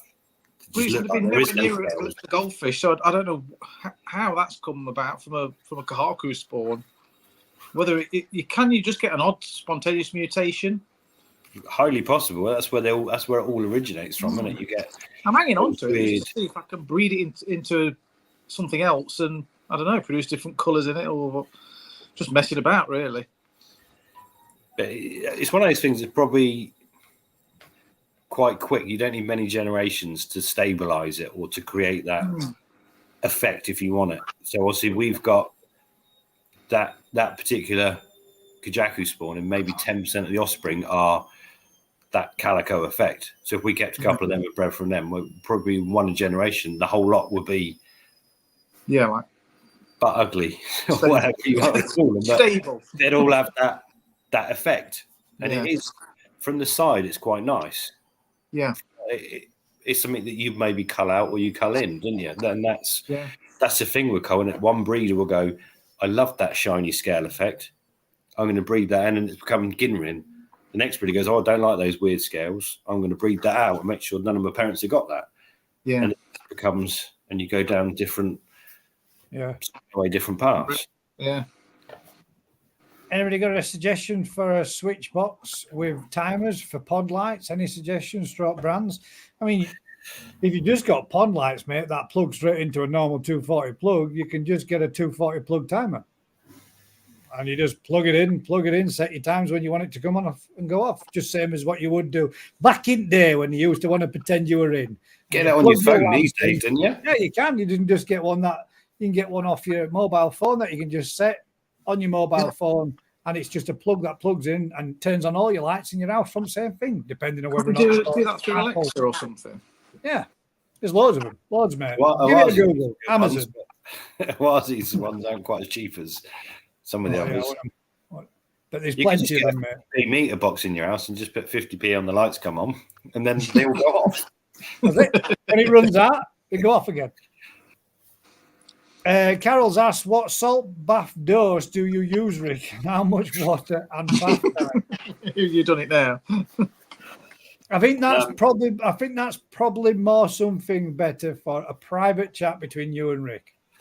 That way, nobody else goes and does what we've had. Somebody that's I've read it, but I haven't brought it up because I don't want to emphasize it. And the gentleman himself did say, please don't anybody try this. As I did say, please don't anybody try this. Speak directly with them. Speak with them one-to-one and get some advice.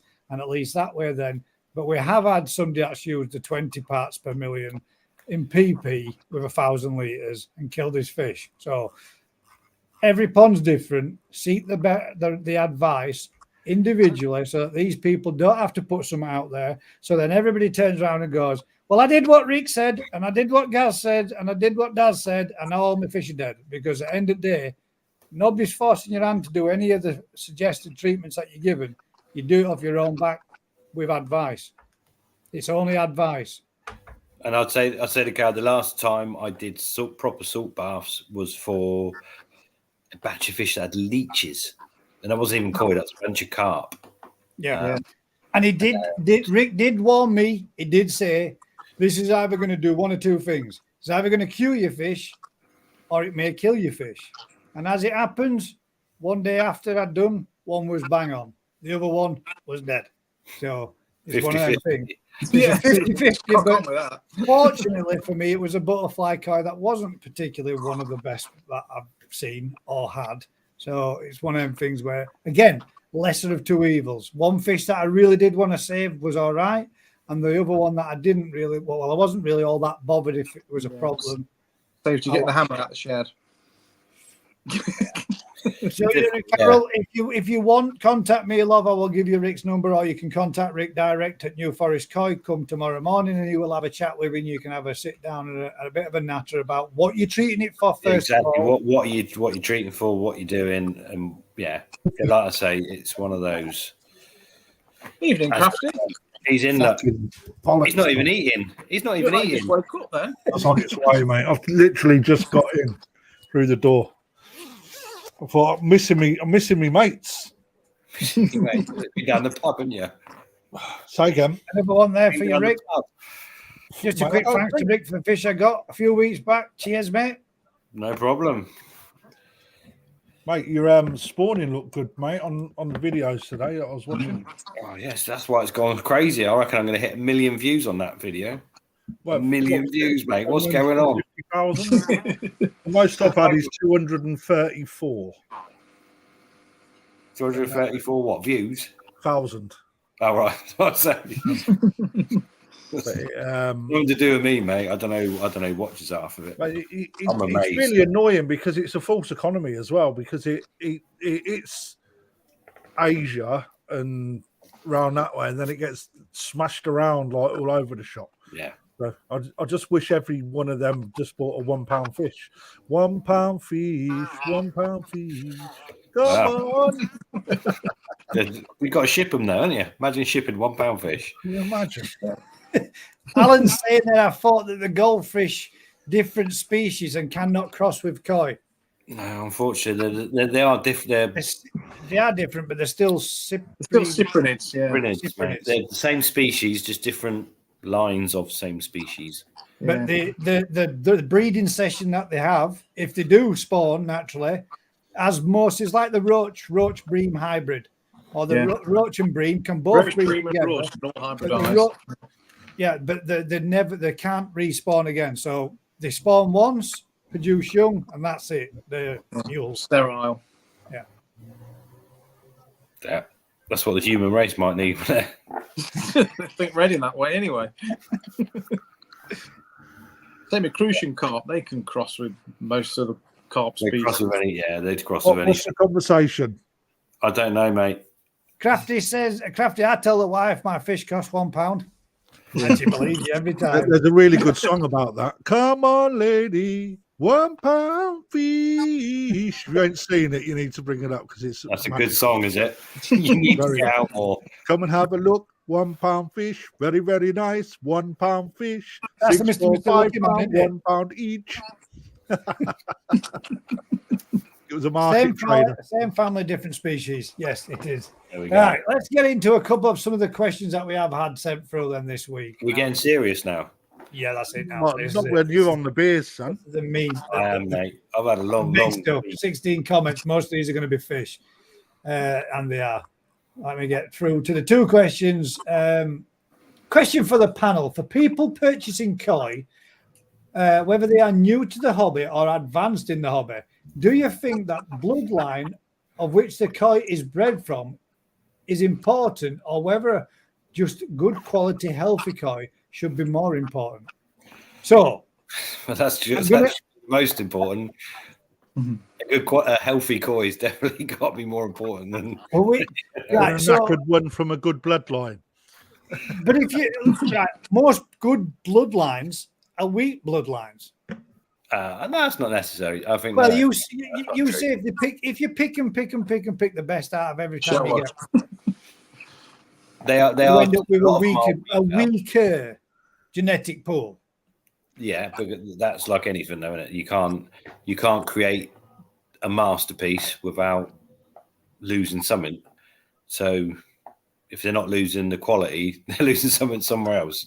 But the whole point of bloodline is, I think, if you've just got a pond, then what does it make any difference if that fish come from a bloodline that, if you're not following it, you've got no interest in it, why would you buy a fish that's technically not going to survive below 5 degrees, not going to survive an overcrowded situation? You want a fish it's going to cost you 10 times as much. But the flip side of it is, if you want fish to do a certain thing, then bloodline's super important. If you want to buy a kahaku that is potentially going to go to 85 centimeters and look good, then there's only a couple of bloodlines you need to know what you're buying and have either a good dealer telling you the truth or know yourself what you're buying.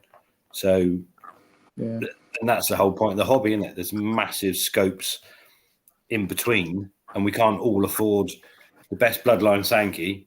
So you're going to one farm, you're going to Sakai, really, to buy a fish that's potentially reached 95 centimeters. You've got one place to go to get the best, and that is going to cost you an absolute bomb. Just don't come cheap, because everyone's going there, knocking on his door, saying, "Can I have those fish?" So, and then you come down to, you get two other options. You can buy a very good fish from a good bloodline, but you have to buy a fish that's got a poor pattern, but the quality is really good, so it can do what you want it to do. It will never have the pattern that you really want, or you don't care about the pattern. It will still do what you want it to do. Or you can buy a fish that's got beautiful pattern that will never do beyond a certain size or whatever. So, yeah, it's all relative. You know what you want, what your end game is, don't you? I think I agree with that. I think tackling it from another angle is that if you're a beginner in the hobby, you don't know bloodlines. You're struggling to remember 5 varieties of koi. That's when you're starting to really learn, what it is that you do. And I think those people that progress further and further into the hobby, I think they get exposed to more information. So therefore, bloodlines become a little bit more of a prevalent sort of discussion point. Whether or not a bloodline can also be used as a marketing tool as well, because a lot of the best koi get, without a shadow of a doubt, although the offspring, the genetics are there. So a lot like what Rick says, if you want a Sankey, you're going to go Sakai, but you ain't going to be paying the £200,000 for that fish, because it's out of most people's reach. I mean, if you're lucky, you would, but most average Joe, they're not going to afford that. So you'll get their second tier fish. So then, depending on your tier. I think that's where bloodlines can be very similar to a car, where everyone wants the Ferrari, but they get the next best thing. So actually, you put what you would deem to be like a high cost in koi against something, I don't know, let's say an NND Sankey, for instance. They've got the same potential to get a very decent size with a good body mass, but they're not Sakai. They may have Sakai blood in them, but they're not Sakai from Sakai's farm directly. So, the premium is there, but you can buy really good koi that hasn't got, I don't know, let's think of Dragon Ball Sankey, for instance. They'll have a price tag attached to them because they've got Dragon Ball attached to them. But actually, that's not necessarily because it's going to get a big fish. It's because there's more stable Sumi development, apparently. But in reality, that line, they should actually be cheaper, shouldn't they? Because that's a new line that actually could turn to shit. Yeah, and they got 60 centimeters. but this is the unknown. It's marketing. Why is it when you say that? But if you get them from there, then it's not. But it's not Sakai because it didn't come from Sakai. If I buy a BMW from local car dealer down the road, it's still a BMW. Yeah, but it's coming from BMW in it. So if I breed momentary Sankey, which we do, I can't sell them as momentary Sankey. No, but they're still Momotaro Sankey, aren't they? I can't sell them like, can I? No, but it's still what they are, regardless of whether or not you can market them and sell them for that. It's down to the breeding of it, mate. It's not necessarily like the bloodline or the genetics within that fish. So let's use the NND Shiro. The ancestry is there, though, isn't it? All right. Yeah, but it's raised and they're bred in a different farm by different skilled technicians, mate. And my momentary Sankey, as good as they are, they weren't good enough for them to keep. Their fish they're breeding from are a lot better than what I'm breeding from. Oh, of course. If money wasn't an object for you as a company from New Forest Koi, and you went over there and said, right, we want your direct best offspring from your fish that you would use and you could buy them, you still wouldn't be able to sell them as...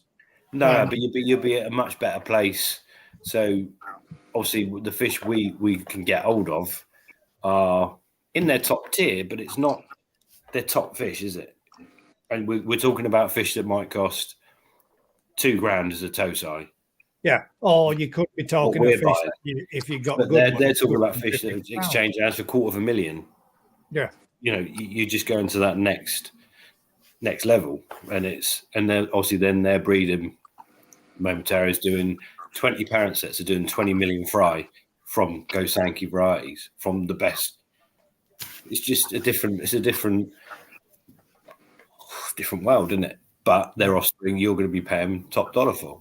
I think, guys, if you know, when you do manage to get yourself into Japan, you'll see the difference between breeder and breeder, which will really help you understand why you can't say it's a Sakai fish when it's raised by a different breeder, because it's not just the bloodline. There's all the years of experience, what they do with the techniques they use, which makes the whole package, a whole bundle. Correct. Like Jig says there, it's like me, Gaz, born in Wales, live in Wales, but Daz says I'm American. I can't wait. Yeah, it's true. You got your haircut, Daz? Yeah, yeah, it looks very nice. You and Rick could be brothers. I know, I need my haircut, mate. I thought we were. Different mothers, aren't we? Yeah. One of the two. But yeah, at the end of the day, I think you can't. If you want to buy koi, you can buy koi from anywhere, whatever. Is it? They're healthy and strong. That's part and parcel. That's brilliant. That's what you want. If you want to buy bloodlines and stuff, but you can't afford them, you can still buy stuff from Saki and Momotaro. They're cheaper stuff. You can Dainichi as well, though, Rick. Yeah, you can buy their cheaper and stuff, and they'll still be of a good level fish, better than a lot of other places. If you want those varieties that they supply, but you might be buying fish with very boring patterns or whatever, or because you're buying stuff that's their rejects are still better than our top fish. You've got such a whole tier of fish. Yeah. You've got to see where you come in. And if you think spending 50 quid on a 4-inch koi is expensive, then you want to come and see us. But if actually you want to buy koi with potential for 50 quid at 4 inches, then you go to those farms and you buy their cast-offs, because their cast-offs are still one in a thousand from top parents. Yeah. But there's no point in doing that if you've got like an unheated pond that's overcrowded. Those fish are going to do nothing. Correct. I agree. So you've got to weigh up what you want from your koi, what you want to achieve, what you enjoy about how you're going to achieve it, if it's possible, if it's not. That's right. And I think the whole point of the market's massive, and there's so many different people that just want different things. Some people want to put the fish in and watch them grow. We've got customers that come out and they'll spend 40, 50 grand on putting this lovely pond in, and then bulk at the fault of paying 400 quid for 20 fish to go in there. Yeah.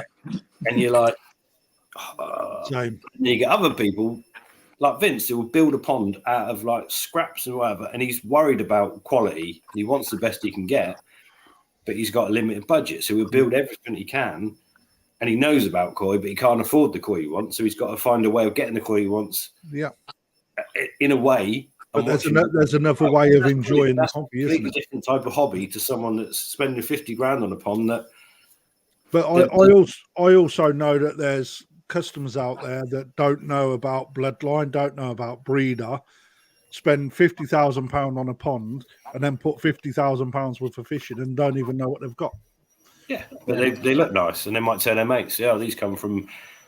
You get depending whether it comes from the shop. You know, certain shops like Cool Water Barn have got a status of bringing in fish from Sakai. So if you're buying your fish from there, you're buying better fish than you're buying from somewhere else. Not necessarily, but it's a status thing, isn't it? You know, you've not gone to a second-hand garage to get your fish. You've gone to a nice showroom or whatever. Yeah, it's horses. I mean, there is no right or wrong. Is there? no. Got rid of the heron. But yeah, at the end of if you enjoy what you do, that's the end game, isn't it? It is, mate. Yeah, 100%. I totally agree with that. More than anything. The question was, what's more important? And I think the question is, I think they're all as equally important, but I think they come at different stages of your hobby. You know, and based on different parameters that you find yourself in to be able to achieve what you can. You know, I think personally they're all as equally important, depending if that's the sort of person you are. I think the one thing you above all else is healthy fish. Because at the end of the day, you can go and spend 10 grand on a fish at a dealer's that's got holes or it's going to cause problems, and that's no good for no one, is it? So the point is to enjoy it. Generally, the fish have got to be happy, healthy. Yeah, there's nothing better than a healthy fish, irrespective of if it's got a shit pattern or a great pattern. They're both equally as enjoyable, aren't they? The whole time you've had it, that's worth its weight in gold, isn't it? 100%. Yeah. Is there something special about buying something small or young or whatever?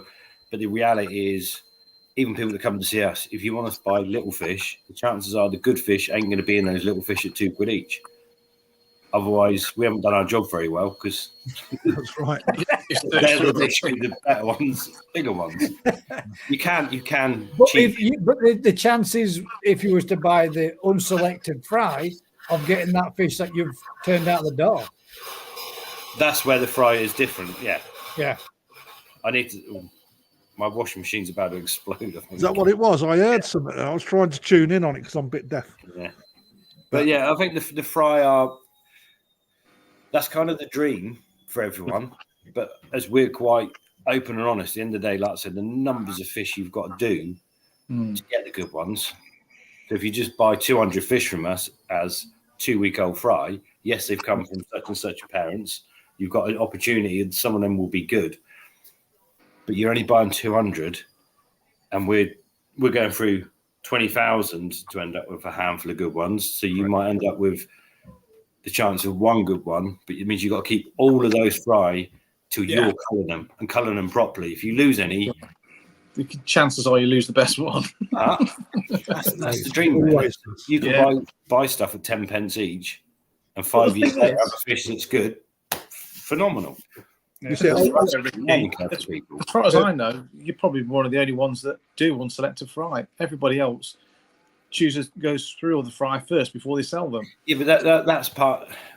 That's part of the attraction for me for buying fry from you, because you don't know what you're going to get. Whereas doing the older fry, that's the thing. Even the older fry is okay. So the farm will go through 100,000 fish, keep 10,000. There's 90,000 you either put in the bin or you sell off as inch-long fish. But there is still, it's not so much mistakes, but there's so much development you're doing at such a young age that there's going to be still fish, one-eyed fish, no-eyed fish. But I don't know. It's true.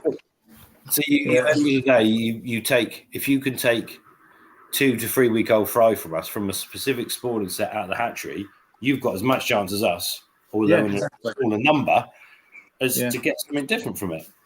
Or you can then take that money and go, well, I'm going to go down and see Quenny Koi and spend my 500 quid and buy one fish from Dainichi.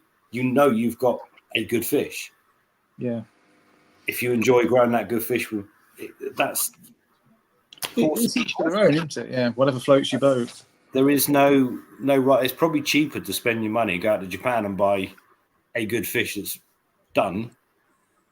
But then all you're worrying about is looking after that fish.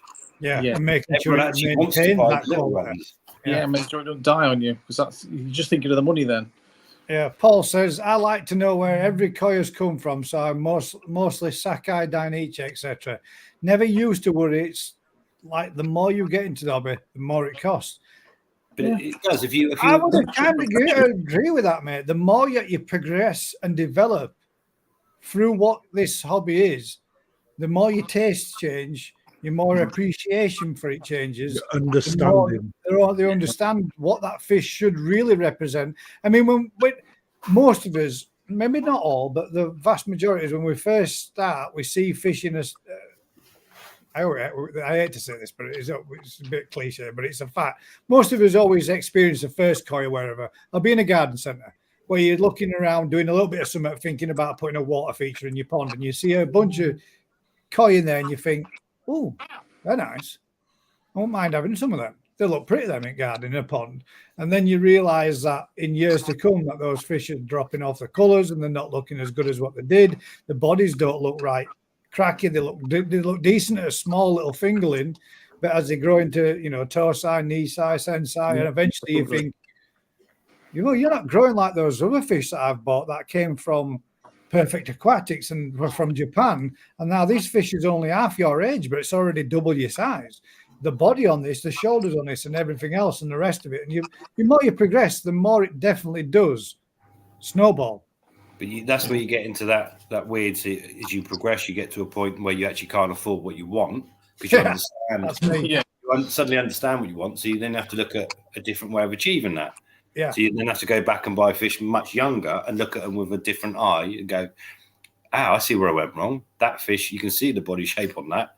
You can see this, or you come to like us or Cutterbrook, you can go, actually, he's using some nice Dainichi parents. I can buy a bunch of fry and actually enjoy that journey. Or you can, there's so many routes, and that's the beauty of it. I mean, you can go, as you learn more, you naturally have to spend more to achieve what you want, and you get to a ceiling and you think, well, $5,000, am I enjoying that? I don't know. Maybe you are, maybe you're not. So you then have to find a different way of feeding that hobby, a different way of achieving your goals. And going out to Japan and buying lots of little fish. I think Lee's a prime example. He spent loads of money on fish. He's happy going out buying loads of little ones to grow them on to become good big ones. Yeah, I'm not saying that's a cheap way of doing it, but that's the buzz in it for him, isn't it? Growing them on. He likes to grow fish. Lee'd rather spend $3,000 on 15 decent toes on, and then grow them on and learn from them, and then choose one or two or even none. He'll get his money back and then reinvest it. I mean, he's lucky that he can do that. Not everyone can do what Lee does, but there's. For a lot of hobbyists, you turn around and say, "Can you spend? Going to spend $3, $4, $5,000 on a load of little fish?" They'd have kittens. They'd be like, "You." I mean, I know Lee has spent in excess of £5,000 on a fish, and that fish done absolutely nothing what was expected of it.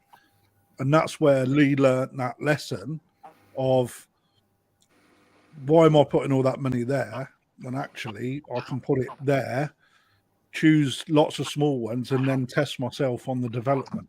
And and for me, I think that's where irrespective of whether you spend £4,000 or 200 quid, or on £450 toes, I really think that you get. Me personally, I think that's the best way of learning the hobby is buy small, watch development, and then see where it goes. And I think you will either get the bug at that point or you won't. You'll either just accept what you got and just live with it. Well, that's where you rewind it further back, innit? Which is why we've got 500,000 fry. We've got, it just blows my mind every year because people want to go, they can't breed them themselves, so they can see what parents you got, what varieties you do, and want to buy that dream of potentially. And as much as you say from the numbers you're going to buy, you're not going to get there, but they might. It's a lottery, isn't it? Yeah. And to rear them and actually learn and watch them, like I say, is actually, they realise that's the best fun of the whole journey. 100%. Absolutely. See that development and get to a fish that actually, okay, it's not going to win. It's not going to win awards at a show, but they've seen what it's done and they've had it since. You see, that terminology there, Rick, is what gets me all the time. All right, you're not going to win any awards at a show, right? But the amount of people that actually show fish is minute to the amount of people that actually keep fish. Well, Yet everybody seems to aim for a show standard koi. I think I'm not saying no. I'm not saying, I think the terminology is it's a way of words, isn't it? Yeah, but what I'm getting to, of. it's like everybody always looks at this is the top quality, this is the showpiece, and actually show koi and garden pond koi are worlds apart. Yeah. The Same price people tag is always worlds want apart. fish that's going to grow to a metre, but in reality, they won't fit that fish in the pond. Really not. Never. You know, few. But, you know, every time I say, for example, you know, you look at your kahaku. So many people look for that show standard kahaku in a pond where they're 50 quid. All right. Yes, you can get a decent standard, and yes, you can potentially nurture one to become a decent size with a potential. But if you want that showpiece there and then that they know the quality is in there, it's not 50 quid. It's £4,000. You know? And that's the bit everybody always looks for the wrong things when they're picking their fish.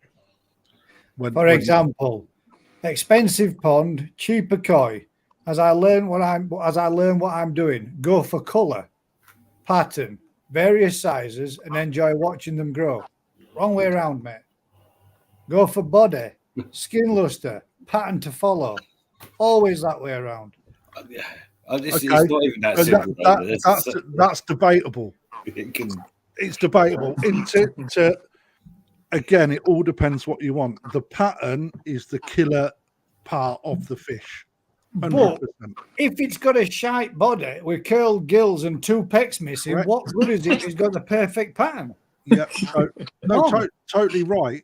But a lot of people that aren't in the show scene Would have that as a beautiful pond fish to look at. It's actually pattern first every single time. Oh yeah, but is that the right fish to be picking?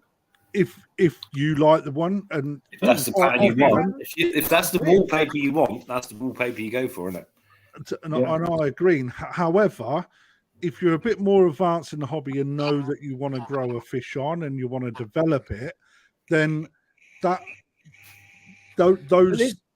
order changes. Yeah, that's what I mean. That's what the skin, progressive. That's where you start, innit? Everybody starts there at that. Oh, I like that fish. It's beautiful. Now I like to pick a lot of fish. For me, that look something different. But then when you get into it and you start thinking, well, I've got a lot of fish that look different, but none of them look good compared to what I now know the koi should look like. No, I'm not meaning. Like for example, I've got one or two. I've got one in there that I picked that was supposed to be a kajaku, a Ginrin kajaku. A Ginrin kahaku. It's never seen a Ginrin kahaku. It is just a random bit of Ginrin. The Benny is not red. It's kind of red mixing into a bit of brown, but it's grown nice. It's developed, and I've got to learn what that fish that I first of all picked thinking was a Ginrin kahaku isn't the case. But that doesn't mean that I've not learned now from that fish or enjoyed the time that I've got that fish and still have it in my pond now as a pond filler. But when you selected that fish, you didn't go body skin. I didn't know nothing, no. I only knew the about basics that I'd read in a little bit of a book and thought, oh, right, yeah. That's a nice fish. Yeah. That's a nice fish. It looks okay. I love that. Whereas in reality now... I bought from Perfect Aquatics probably 7 years ago. Three shower, One I've still got that's in my little pond, right? Because it's not good enough to go in my big pond because I'm a bit snobby like that, right? But one of them was actually, it wasn't of a good standard at all. Big head, slim body, and our lass was like, I really want that fish. We need to fatten it up and make it look better. So I was like, okay, dead in 2 weeks. You know. Yeah, but that's something you know as someone that deals with fish. That fish was on its way out. 100%, like, you know. But to her, it was, I really like that. It wasn't the pattern. It wasn't, well, it was the body first, but it was the wrong side. You know. Dead. So to her, she wanted to try and make it better. You know, it was a bit slimmer than the others. I want to feed that up and make it look better. Yeah. At the end of the day, the show scene, like I say, is a minuscule part of it. Koi, if it was, we sell koi from every size, grade, whatever. That's just, people like keeping fish, don't they? Mate, I'm totally with you, mate. You know, I'm just debating. No, yeah, exactly. That's just debating. Just. But it's that progression that you learn where he says there, I always have Dainichi, whatever now, and that's what he has, and he enjoys watching the fish grow and having them. That's the difference, isn't it? You know what you've got, you know what to expect from that bloodline. You can watch them develop. If you know what you're picking, you can end up with some really good fish with it. Pick the very best out of it, move the others on to give somebody either a good pond filler or a good starter fish. That is not to your liking, but something that they might enjoy and might be a showpiece in their pond. You know, but I can guarantee that most people watching this live tonight, Gaz, they only get their information from certain people, which is fine, right? Probably us. Yeah, but that's fine. But how many people actually research it properly? Because it's really difficult to find the material to be able to do that yourself. Yeah. However, if people go onto the Japanese breeders' websites, right, in the top right-hand corner, they will have English translated documents. So the actual website translates to English, and then you open yourself up to a whole new world. The Z&A website as well, that is also something worth looking at. There's loads of stuff in there. You know, English again. You have to go to the top right-hand corner and change it to English, and that's where you start finding the documents that really start opening your eyes. Sakai, for instance, have actually got a beautiful like family tree of their koi, and what parent sets go together. It's amazing. Virtual Kahaku Sankey crosses, and it's like, mate, the amount that goes through it is unreal, and that's where bloodlines actually start playing their real fact, not just a marketing tool. When you look at the Botan line from Dainichi, for example, when you realize how far back that line actually goes, it blows your mind. It blows it like, you know, you're looking 4 generations. It's just mad. Are you mad? Yeah. Nino says there, Gaz, I'm glad you took it that way. Mate, that's exactly how it should be, bud. At the end of the day, right, if you are super proud of that fish, it don't matter a shit what anybody else thinks about it at all. To you, that fish might genuinely be the best lemon arawaki in the world. I hope he's sent on for this koi appreciation again. Yeah, obviously it's not, because it's in my tank there outside of me. And when we get to put them side by side, you will see, and then you will accept the fact that you have the second best one. But I get where you're coming from. I'm only messing, mate. But jokingly apart, that's truly what it's about. If you really love that fish and it brings a smile to your face, that's all it's about, isn't it? The hobby has been complete for you, mate. You've got fish you enjoy. You enjoy. Sorry, Gus. Mate, no, I would just say that you've got fish that you enjoy. You get out of the hobby what you put into it, and you love it for what it is, making a nice pond, nice environment, keeping healthy fish, and loving what you're doing with it, and enjoying a fish like what you've got. It's mint. That's what it's about. For me, that's what it's about. I'd like you to bring up Chris Taylor's comment, mate. This one. Yeah. I was just going to touch on this. Do you think, albeit the shows are not great over here and need to improve, that koi snobbery needs to be stamped out? That's what puts me off, and probably many other hobbyists. To be fair, mate, I genuinely don't believe koi snobbery is there like you think it is. And I think if you go to a show and you walk around with not making conversation, not talking with anybody, not putting yourself out there, then you could walk away thinking that these guys are going to snub you and not going to talk to you, and they're doing that because they're snobs. And that couldn't be any further from the truth. It's more a confidence thing, isn't it, Gaz? People got to be confident to go to the shows and show the fish. They're more worried about what other people are going to think of the fish and that people are going to laugh at them. I think I've had so many people contact me with the videos that I've done saying, thank you very much for what you said about my koi. And I weren't saying it for the camera. I purely thought that fish in there was probably one of the best that, for me, I saw at the show.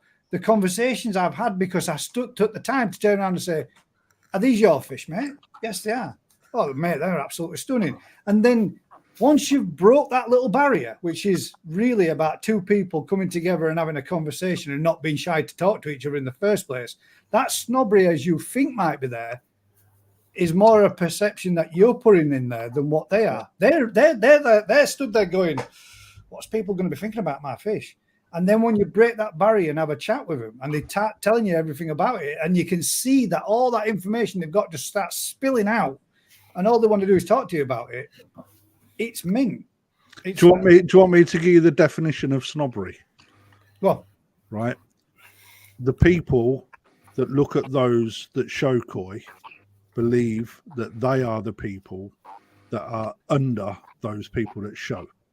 The snobbery actually comes from those with actually the wrong idea, and it's conceived through people that those people that show spend millions of pounds on their fish, and therefore because they spend millions of pounds on a fish that they actually don't, right? That because they're rich, they're classed as snobs, right? The snobbery, in fact, is those people that state that the koi snobbery is from the people that are rich, when actually most people that show are not rich.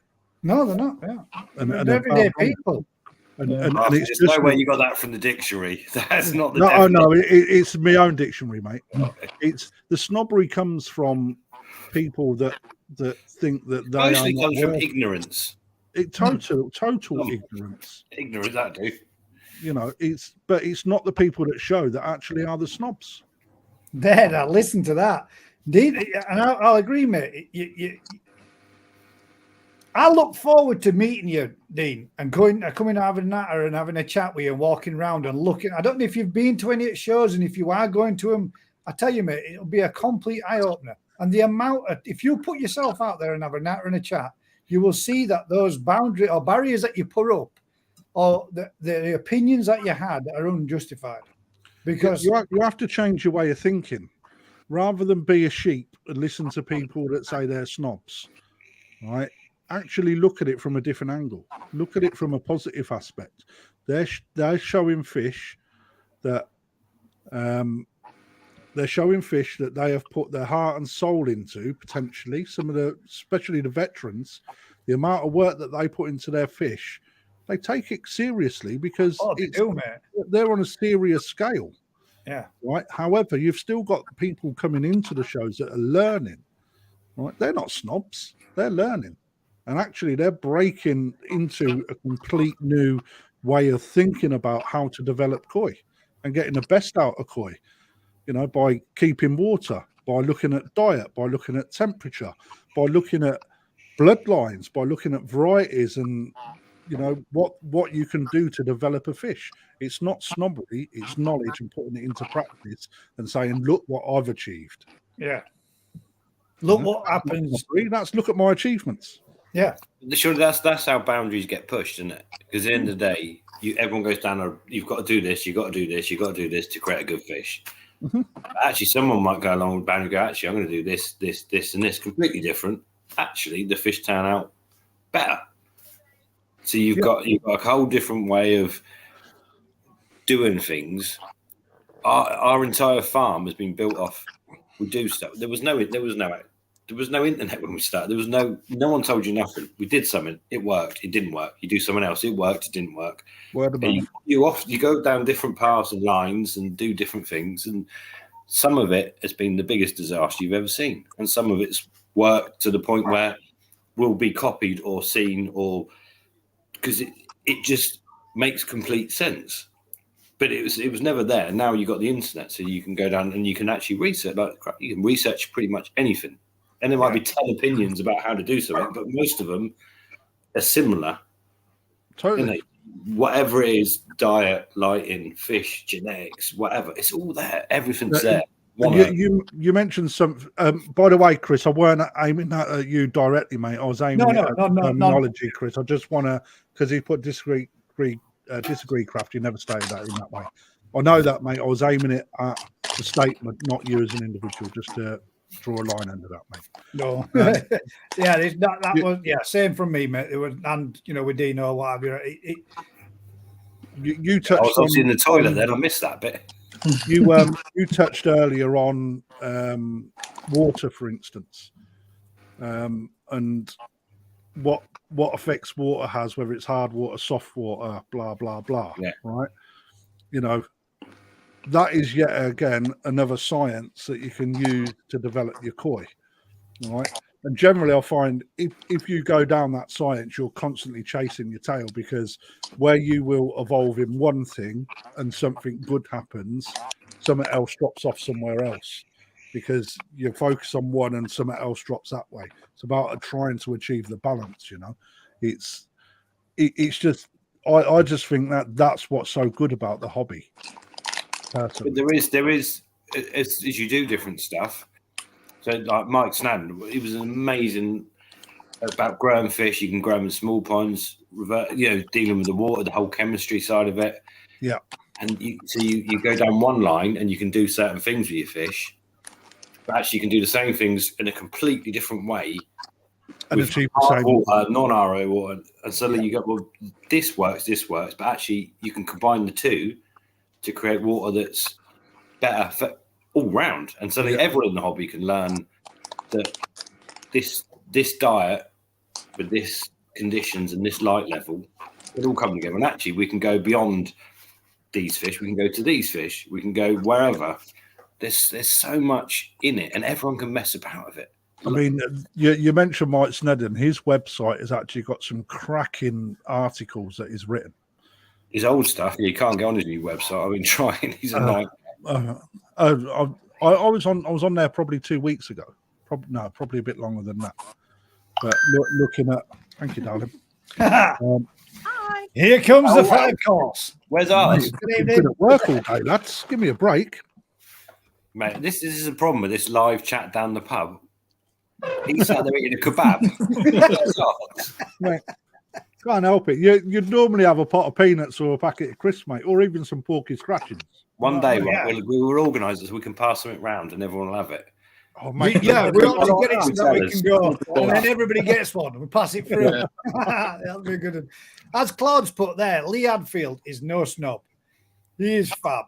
Ricky Stoddart is no snob. Crafty is no snob. Alan Tate is no snob. But when you say that, right? But Alan Tate is.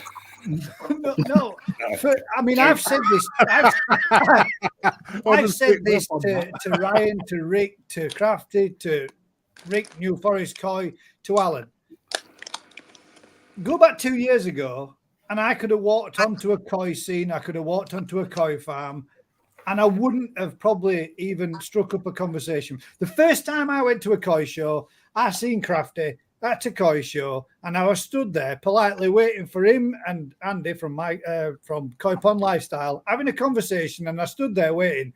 I thought, man, I'm never going to get around this show if I stand here. This conversation is going on forever. So I slipped off and I walked away, and I continued, went round everything else, filming it. By the time I'd caught back up to where I thought I could get a chance to have a chat with them, they were leaving.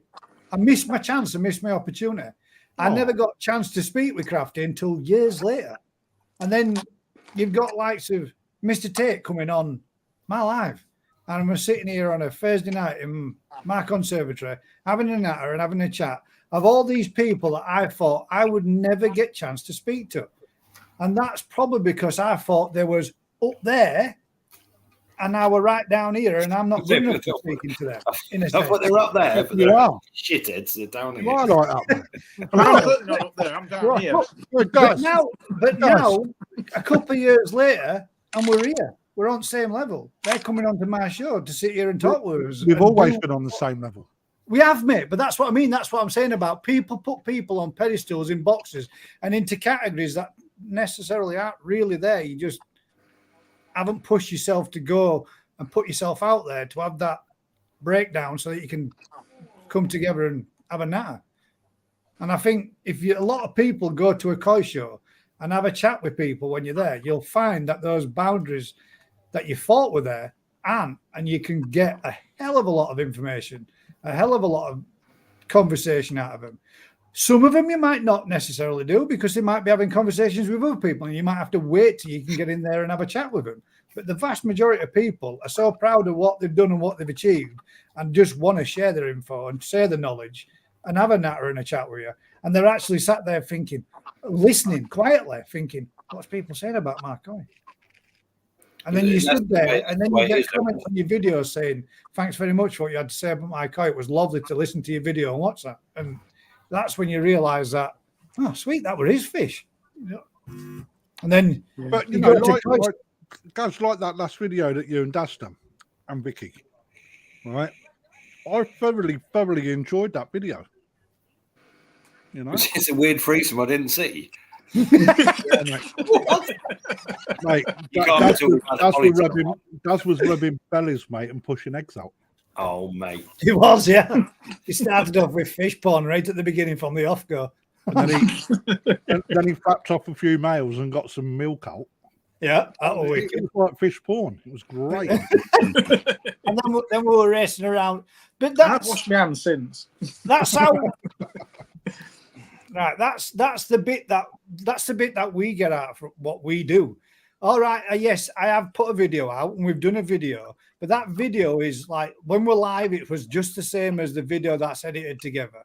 That's us having fun, messing about, having a bit of a laugh, having a bit of a play around, getting something sorted out for this season so that we can sit there and enjoy it all and go through it all and experience it all and do it all together as we have done and have been doing for years to come. And yes, we've had laughs and giggles in it. And yeah, sometimes it's been a bit where you thought, God damn it, this is hard work. Oh, shit, man, my back's killing because we've done that. Or we've grafted and you think, God, that were hard work with that. But every single time we get together, we have a good laugh. We have a good bit of banter. We learn a little bit of something. We do something together, and it's always a good laugh. That's to me. It always comes out good, doesn't it, guys? Yeah. It's just really enjoyable, good fun. Just a good laugh. Good wholesome fun. We have the fun first, and the video comes second. Sometimes we don't even video stuff because we're having that much fun. You just get caught up in it, yeah. But it's banging, though, isn't it? You should never meet your heroes. That's what they always say, isn't it? Yeah. Otherwise, you meet Crafty and you're disappointed. That's it. Where'd you go from there? We're good to in Have you seen the? Hang on a minute. Have you seen the sumi on that fish? Hang on a minute. Oh my God! He's going to show us. Benny, that's all I do all day. Yeah, just that. Fill me face. That's it. Just that, mate. I mean, like what Marek said, I've been in the cafe all day. Just in the cafe. I went to work and the boss paid me so much money to stand in the cafe eating. It was great. That's the best bit about it. You can use your phone to show them the fish in the shop. You should go and look at that one, mate. It's good. I don't know. So anyway, guys, you got to get your tank set up. You got what, 3 weeks, mate? Yeah. 3 weeks. We're in shit. Gotta get the liner on. I've got a fish to bring up for you, Crafty. From I think it's Top Chagger. I'm tired. Oh, Top Chagger's back in. Yeah, Top Chagger's put in a fish. It says, "Tell Crafty, here's my one-eyed Seragoi. Love it. So don't Don't beat yourself up, Crafty, on the one-eye fish that you sold. But to be fair, But that wasn't stock Jagger, was it? That no, it weren't. that was the one that was a one-eye. Is this a different one, Crafty? Do you know? Will you know this fish if you see it? Is there more than I one? think he was just making reference to the fact it's got one eye. That's not my Saragoy. all right. It's quite nice. Though. It's not mine either, mate. Fish. It's a very nice Saragoy. One Is eye it or not. healthy? Yeah, it's just got one eye. Plenty of people have got one eye and still live an healthy life, you know. So all you need is one of those goggly eyes and just super glue it to its head. It'll look great. Just put a marquee on fucking Sharpie, mate. That'll do it. Well, good. Get Lee Hadfield to tattoo it on for you. Fucking amen. Mate, that's actually a nice fish, isn't it? It is a nice fish. It is. Yeah. Looks a big fish as well. All right, where is there was one more question that somebody put on in the Facebook one, and I think we might have one or two more in the other one as well. On the David Pickstock says, "Hi guys, I've seen a few YouTubers sedating koi just to take a scrape. Surely the sedate should have an effect on the parasite. Like if Kostya wasn't moving, I'd have no chance of finding it. Cheers, guys." Would sedate have an effect on parasites? And I don't think, because a parasite's not a fish, is it? It's a totally different organism. Yeah, it still would though. They absorb it, but it wouldn't be. Yeah, Kostya's a good point. That's one of the few. Everything else you'd see, wouldn't you? Kostya's the only one you might not see. So if a fluke stopped moving, you'd see a fluke. yeah, And any of the others, Kostya's the one that you probably do need to see moving to really see. Yeah, but sedate isn't that clove oil? I mean, Not shit we use, mate. right. Oh, what do you use, or shouldn't I ask? I know, Fenny. Right, that's a few pints in. I can't say it. Phenyoxyethanol. Basically, it's an alcohol-based stuff. Bang it in. Oh, right. Alcohol should affect insect life then, yeah. Yeah. Clove oil will kill most stuff. Clove oil is pretty toxic. so Even fish. yeah, Yeah, if you you get long enough. Yeah. Even you, Crafty, eat enough cloves, mate.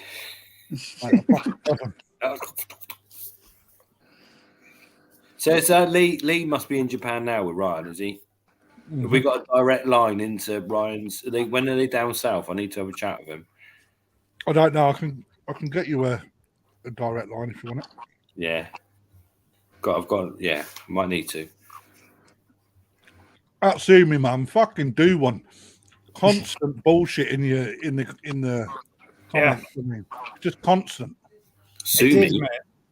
And it's always the same. It's always the same negative downward vibe, man. In fact, I'm going to be first one. I'm going to be first one to do it. We'll get him on. We'll have a chat. I asked last week. I asked last week if he'd come on and join us, but he'd rather sit in the comments and sit there and tell everybody how we're going about doing everything wrong and how we're not being or not doing this or not doing that or not doing the other. And it just, basically, mate, it's becoming boring.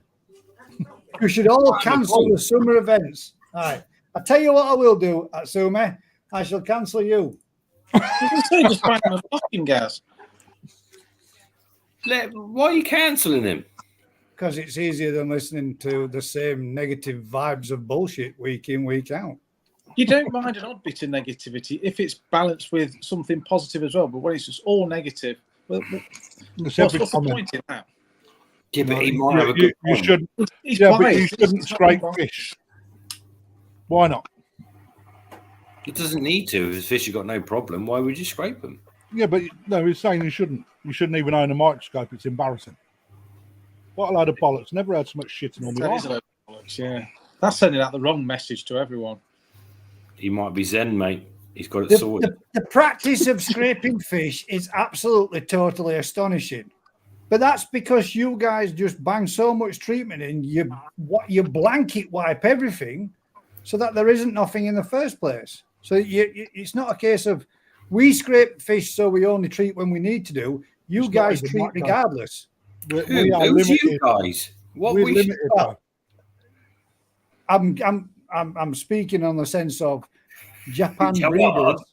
blanket No, all these- automatic translation that makes him rude.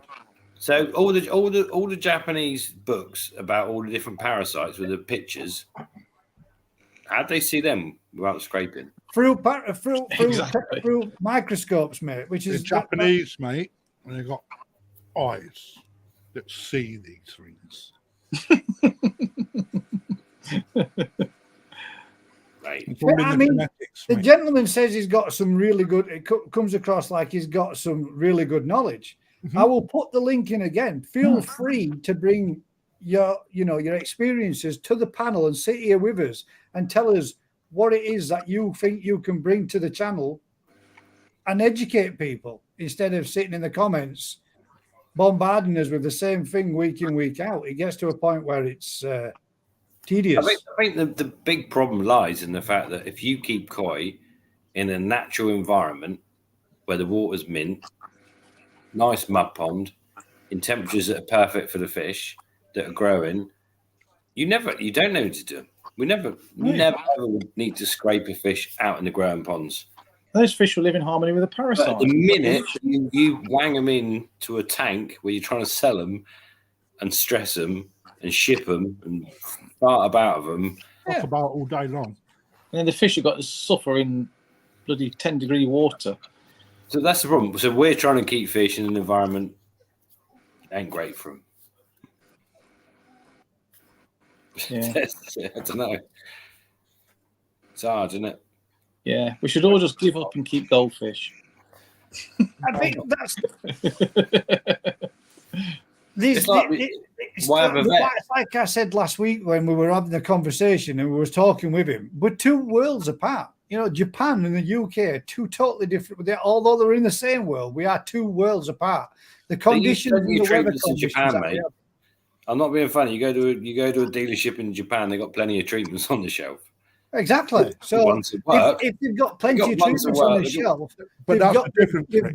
they've got to know what they're treating or be able to identify what they're treating beforehand. But you can use treatments out there that work. So you can just do one dose of Mastitin, done. You ain't got flukes no more. Yeah. It's Done. done. But it's a case of we can't get those treatments to use like that over here in UK because they're not available to us. Not allowed. And that's the difference. That's what I'm saying. We're two worlds apart because we've gone into the EU. We're not allowed to use the levels of treatments that they say we can only use. That's right, isn't it? Not anymore. We're not in the EU no more. Well, it was, but the legislation is still there, regardless to whether or not we've come out of it. We are still following those laws that have been put into our government. Well, we follow the same legislation. They never changed anything as soon as we come out of the EU. In reality, It's been the same. Kept it exactly. So we're still bound to those terms and agreements, aren't we? Yep. so really, we should be aiming to produce koi that are better suited to the British climate. That'd save a hell of a lot of problems, wouldn't So it? whoever does that's going to be onto a winner. Yeah. He's from Stoke, doesn't even have a pond, and lives in a flat above a chipper. Who? Crafty. That's definitely you. Dino, mate, constantly pokes, doesn't he? Like that. He's like that horrible little cunt that sits behind you on a plane and fucking bangs that chair for 15 Kicking the hours. back of your seat, yeah. Top Jagger says, I wish I lived above a chippy right now. I'm starving. But one not. Crafty's not because he's filling That's his his face. second burger. Yeah. Damn I'm a right. fat You can't have a McDonald's without two burgers. Mm. You've got to have a meal and you've got to have follow it with a double cheeseburger or a cheeseburger on. There you go. See? It's the law. I've never had a burger. Not intending ever having one either. What, they're nice, mate. I don't eat them. You've never had a burger? No. Like any burger? Any burger. You had a No. burger when you come to the fish farm when I did a Yes, barbecue. get in there, Rick. I did. Yeah, I did. Yeah. That You was liked it, the didn't only you? time I've ever had a burger. Yeah. Oh my god! That's because I Really? was that hungry. So I thought, Double I don't eat cheeseburger as a side. Oh. It is a side, mate. That's exactly it. It's got to be. It's It is. it's fact. You're not veggie boy if you've never had a burger. I've got 3 sides. Don't Well, like it. what about your meal though? I smashed that. It was a double quarter pounder deluxe. Crafty, you've got 3 sides, mate. Do you remember Whizbit? Yeah, I do. He had 3 sides, didn't he? He's a round triangle. This away. Do you remember it? So the only thing with the McDonald's is you've got to spend 17 quid before you're full. Yeah. What a great. It still means you don't cook. There's no washing up. Very true. Very true. Banging. I still can't believe Daz hasn't had a burger, man. I don't know. I've never had a McDonald's burger. Or I was your virgin burger. Talking about parasites, I think Crafty has a word. Mate, I have a bite to eat. Daz last week filled his face all fucking night and not one comment was made. Right, Mate. You did. You got it. You got it. You beat. But to be fair, though, mate, you have been getting it. I mean, he has kind of took over Daz with the trifle. Yeah, I've cut back on the trifles now. Gained a pound or I two, ain't didn't taking you? back for shit. Man's got a week. Exactly. We did 100%, the Koi mate. appreciation tonight, or are we just going to eat burgers? We've got one more. I think we've got one more question on the. Let's have a look. I might be completely lying out my backside, and there might not be any. In fact, I don't think there is. What about Who organises the layout of this show anyway? I'm just wondering.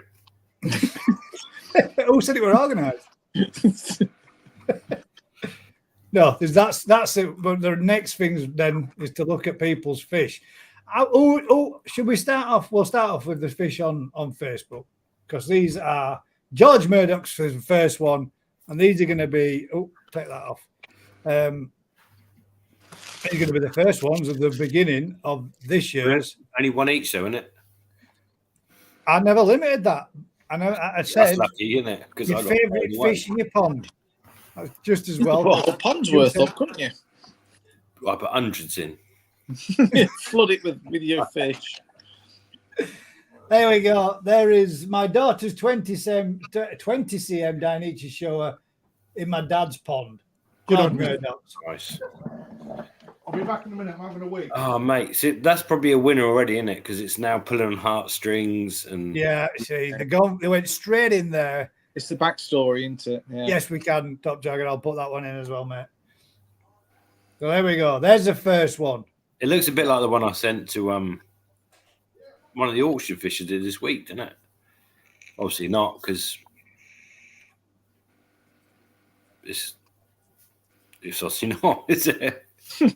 No. You know, you sent me through an email that said on it, it said heavy sanke, Gaz, heavy sanke. And that was it. There was no attachment to it, mate. It was blank. I did get to see it because Aaron showed it me, but I didn't get to see it in the email that you sent me, mate, because there was no picture in it. So there's the first one. That's a nice fish. I quite like the way it's just front and back. Mm. Yeah. Different, isn't it? It is.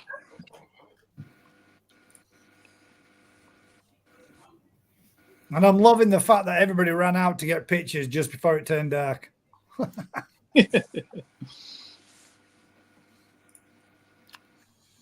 Should be able to do this another way where we can. There must be, yeah. There we go. There is DT Coys.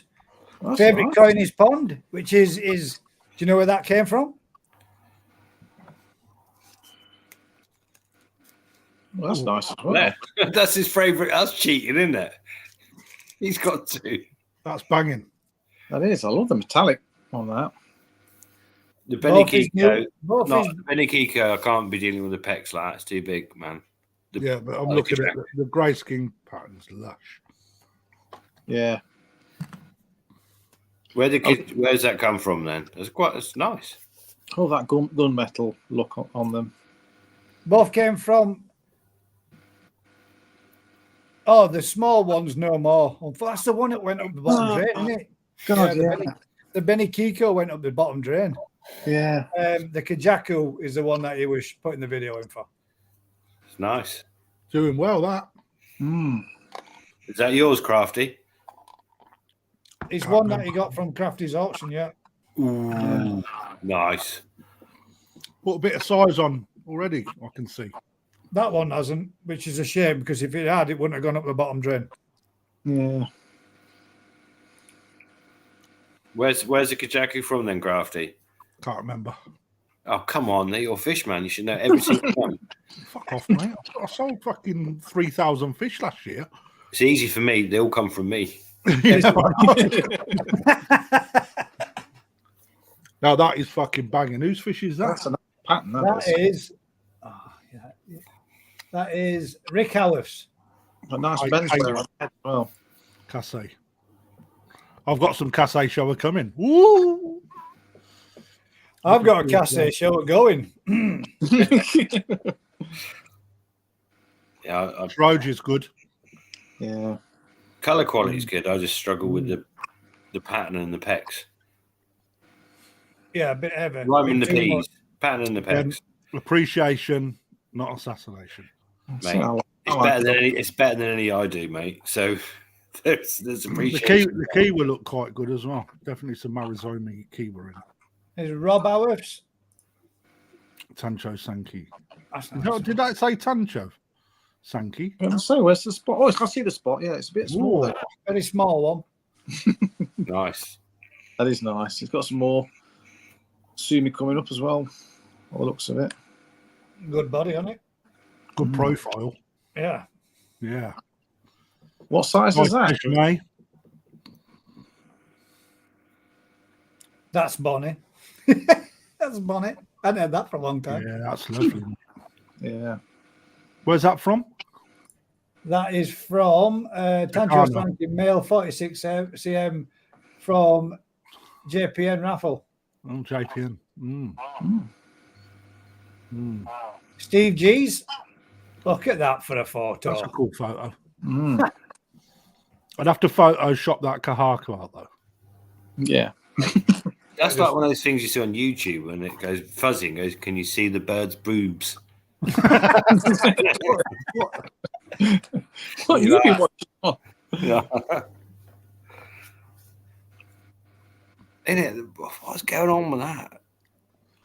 What you going I'm on? looking With at the reflection more than the fish. Yeah, that's you don't look at the reflection, mate. You got to see through that bit. Oh, Yeah, God. stay beyond it. It's not looking to the eyes, it's looking through your Which eyes. one's his favourite fish? All of them, mate. All of them, mate. That's the whole idea of this particular one. Simon Shears. I've got that one, Pond Shot. It's got a vortex. Good run it. Oh, that pisses me off when it don't flick through it. So we can just click to next. Sally Harfield's, which is, look at these. Huh? Yamabuki, Machag. Yeah. The shag's nice. Chag's nice. Yeah, I agree. This is where I say that the Yamabuki's no good and it's mine. Isn't it? The shag's good though. Yeah. Yeah, but the profile on the arm is out. Yeah. Head's wrong. Yeah, it's a bit too pointy in it. Without assassinating, it's, if you enjoy it, that's all that matters. Again, if you're looking at standards, it goes against what you should be looking at. The shag, yeah, I do like the shag. That's very cool. Yeah. It's going to be one of those. I prefer a darker chag, but most people like I prefer the more dark olive colour. Yeah. Oh, that's New where'd Forest that come Koi. from? Yamabuki. Yamatanishki, isn't it? It is. I think it might be Sally's from the Grown that you did. Mm. It's where the grounds get better, isn't it? Yeah. All right. Let's get the paint out, paint the other side. That's a nice fish, that is. Tell you what, mate, it ain't bad. Mm. Cheers, Crafty.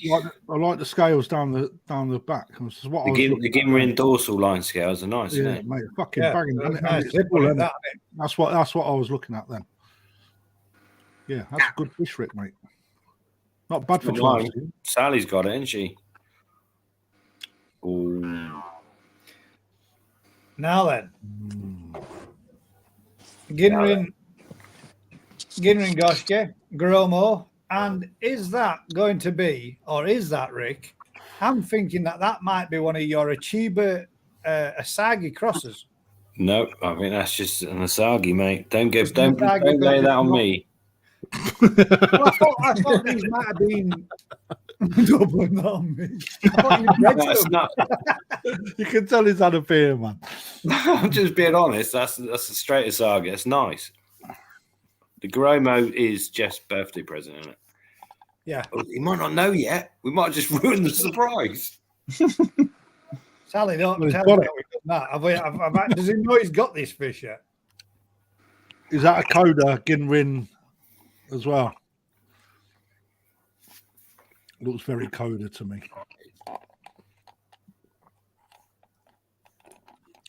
And then, last but not least, on that one of Sally's,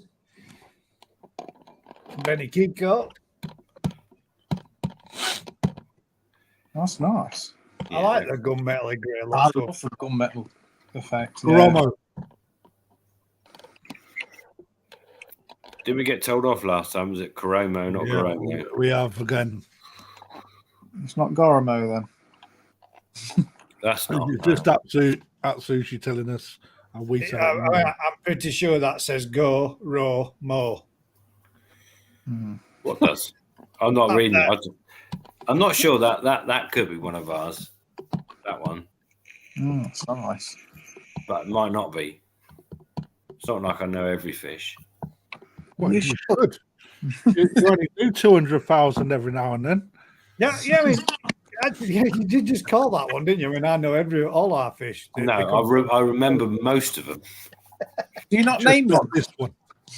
But that Kiko there would have had a darker pattern when it's smaller. I might not have noticed it.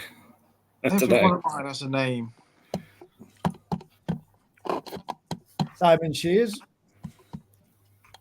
Shooter at Surrey. I thought it was a video. I thought it was going to move. Yeah. I didn't know. I Video. thought if I were looking for a plane, there isn't. We've only got a. Nice inky black. What size is that? 2 centimeters. I don't know. It looks small. I don't. He does. You Well, know, I'm just that's thinking not heavy it's Sumi, very that, mate. delicate. I think that's a real good balance of Sumi and Shiroji power, in my opinion. It's insane. It's insanely finished for what looks like a little fish. That's what I'm thinking. Yeah, yes, it is like 60 cm taken from a long way back. It's the sort of fish you could take to baby champion. Yeah. And then we've got this one from Aaron, which is his new. Oh, that's nice. This is nice, man. It is Very nice. nice fish. Is that Kawakami? No. This one isn't Christopher, is it? No. It's Kawakami. He doesn't do Gimringoshki, does he? Who's it from? Who's breeder that, Aaron? And I see what you mean, mate. It did reduce the quality of it somewhat, didn't it? Aoki. Yeah, possibly. Nice, eh? Yeah. Well, you got your gin through your Benny plate, which is nice. Yeah.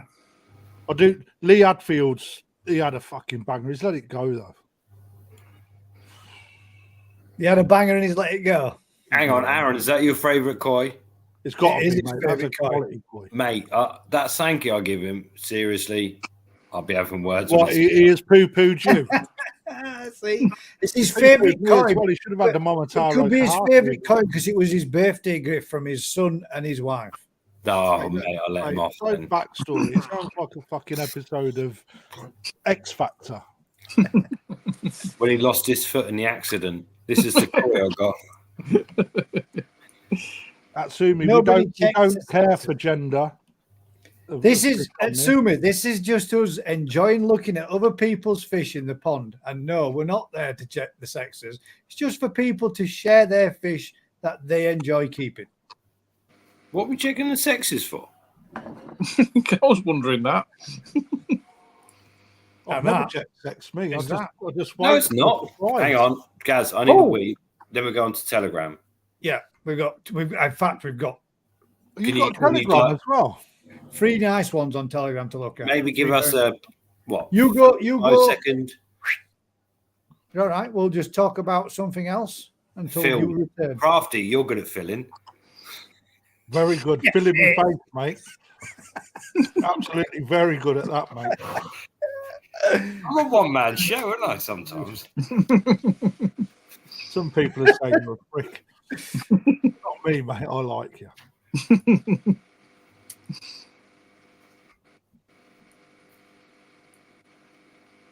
This is Atsumi, you're true in what you say there. It's true.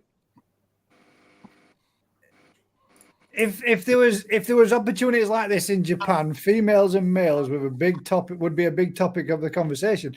Well, yeah, maybe they would, but like I keep telling you, this is the UK and this is my show, and we do it this way. We're not in Japan. It's a different scene, really. This is just basically a way that people that watch the show can show us their fish that they keep in their ponds for us to have a look at and appreciate. Nothing more. It's just a simple. Instead of us having to travel to somebody's pond to see them, they can share them online for us to have a look at. Because the way they are raised and planned afterwards is different. That's correct.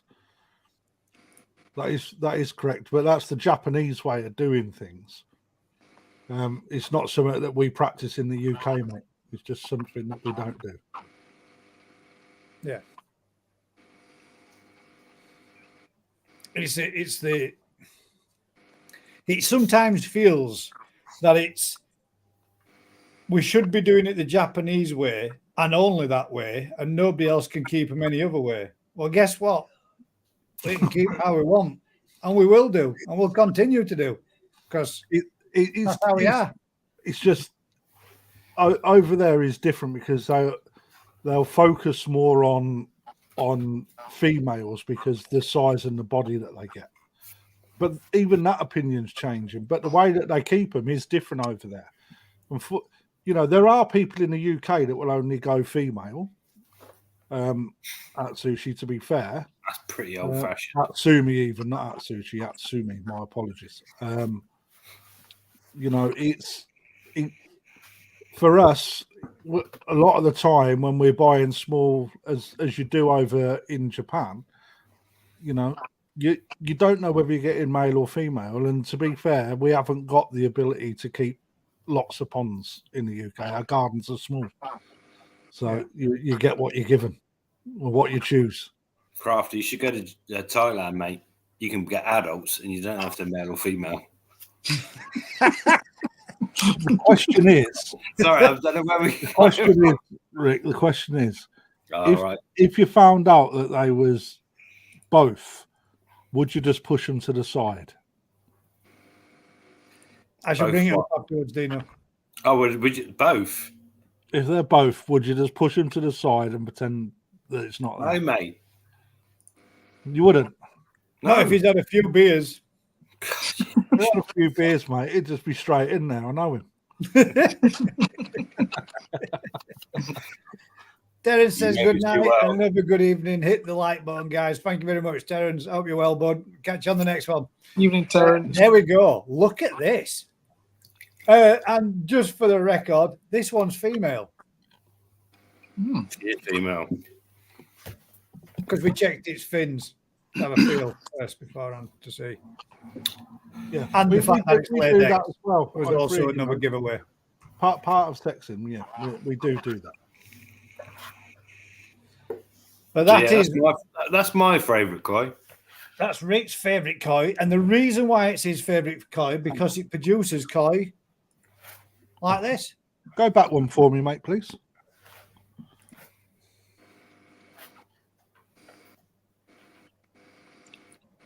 Because they've seen that in Japan. Is that your main fish you use? What's that, 75? 75? 75? It's about 80. Is it? Oh, it's 80-ish now. No, 70. Oh, bugger, I've got it on video somewhere. Upper 70s, yeah. But to be fair, it was upper 70s late in Sansai. It was. Obasako. Yeah. Oh, well. It's a beast. It's about 6 now. It was near on that size at 3. It's 75. We don't grow fish, mate. We look at we nurture them to create offspring. So the Shiro that I've got from you, Rick, would that be an offspring from this one? Do you think? Is it a good one or a bad one? We've got a few. Very nice one. Ginrin, though. I've got a nice one. It's just The Gimrin, yeah, there will be, but yeah, the male to all the Gimrin ones is obviously Gimrin. Yeah. assuming this is 100% female. It's bred. And this gentleman that you can see there that says Rick New Forest Koi, he runs a koi farm in the UK, and that's one of his fish that he uses for breeding. That's why he's gone into that holiday mode. I try because he says if this is female, then you've hit the jackpot. Have I? Bang it. Sell Love it. it. Jackpot cost me a fucking bomb, mate. How much will you give us for it? We'll ship it back. How big was it when you got it, Rick? 75. Literally, no. It was bought as a tozai by a hobbyist, as their number one fish in that year class from home. So it's serious money. And yeah, he was good enough to let us have it. Not obviously have it. Have it. Borrow it. He wants it. No, back. we still got it. He gave it to us. Didn't give us. We bought it from him. Was it Kev Ellis? So yeah, so it took us. So that's one of its offspring. So that's now. That's male, isn't it? This year, yeah. So yeah, it's good fish. Mate, that's fucking banging. What age is that one, Rick? That sounds like this year at 60. I don't know, about 60 cm, something like that. Yeah, it's banging. It's already. If so, you can aim for 75 cm or more. It's already 80. Have you got Tozai Nisai pictures of that fish? Just there. Yeah, I think so. But that fish is sold, man. That's customers. But that's not the best one. No, but I think what you need to do is you need to put your development pics in as well. We do sometimes, mate. To be fair, and I've got somewhere probably, maybe good enough. Yeah, no, it'd be interesting to see. To be perfectly honest, I've just chucked that one in. That's my favourite Goshki we've done. Wow. So yeah, that's Nisai. that was Sanzai then. Yeah, that's not bad for us. That's good fish. Oh, mate, no, it's sort of just looking. You've hit the floating Benny, haven't you? We have no robing for better than that. That's the Kawakami. That was from Kawakami, the original parent. Kawakami. Good night, Dave. David. Night, Dave. Oh, you're late. Should be in bed already. Yeah. So nice as that. What's mental is the parents of that from that farm in 2004. I got as a stand side for about 180 quid out in Japan, and he's like, no good, no head pattern. I'm like, mate, it's banging. And he's like, no head pattern. Can't sell it, no head pattern. I'm like, I'm taking it home. Fucking right. Literally, I'll have that. He's like, cheap. Was he? Yeah, well, keep them coming. That's an offspring. He's famous now for his Goshki. Back then, Kawakami, you mean? Yeah. Oh yeah, mate. They're expensive. Not when I was there. Couldn't sell them. Mate, I think I bought 14 back from Japan. Handpicked, mate. They were nice fish crafted. Yeah, mate, have you sold them all? No, it's been quite slow actually. The weather's a bit shit. I thought they'd fly out the door, to be honest. But no, they'll go. It's a bit early. Still early. Yeah. Who's been sending that in? This was sent by this twisted fella. Anonymous. Yeah. But that is mint. Oh, that's nice. I love that. I wouldn't give it away. Oh, I did. That's mint, that, Rick. Yeah. I think Vince has done it again, and that needs another year before it's ready to do. He's had all your best fish. That's something else. The Benny pattern is unique. Yeah, that is mint, isn't it? I love that. Subo Sumi. Yeah, You don't get better than that, do you? Plenty of it and all, yeah. I like showers with that kind of pattern as well. That almost looks like he's literally just been painted on. Yeah. We spent hours cutting the skin on that. Imagine, mate, yeah. But was you writing a word and it just got messy? That's my signature. You've given that fish away. Yeah. Why? I know that's not fair. Yeah. No, but why release that fish? Huh? Why didn't you keep it for another year? Because Because there is future plans for it. yeah, We'll at the say end that of the much day, without saying any more. no, at the end of the day, I think in the right place that would do all right. If we look after it, there's a good chance to get eaten by something, damaged or whatever. Yeah. For me, it's not a great. It's near its best. It needs a little tweak. That is quality pattern. Yeah, sue me a I bit. agree. If you can sort the Sumi out a bit better, make the red a bit better. Yeah, I don't think the red needs a lot of work, mate. Yeah, it does need a bit of work. But yeah, it's just one of those, isn't it? If I chuck it out in a mud pond, yes, it might come back better. It might come back ruined. I'm To be struggling fair, with a couple of doits that I've got, mate, and the fucking stress knocked the pattern out a bit.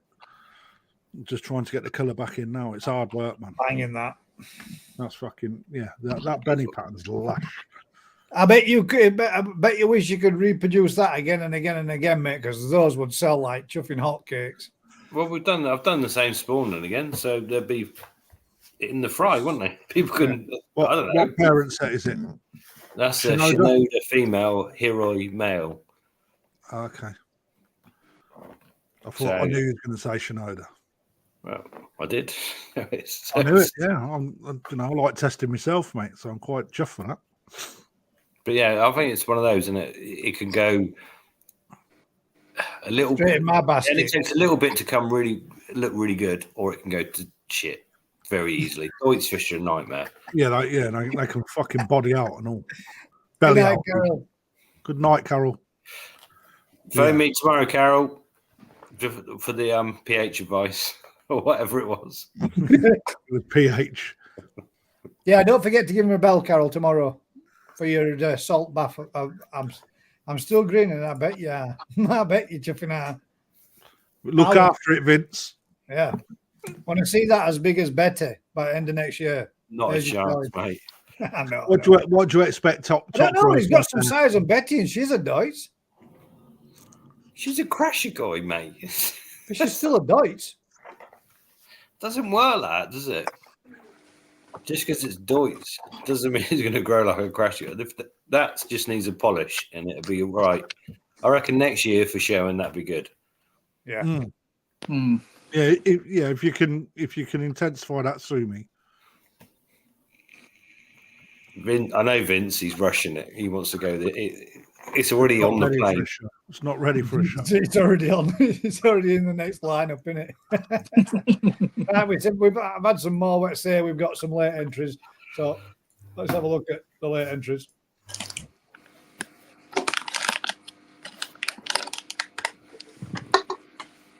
I could just murder some wine gums.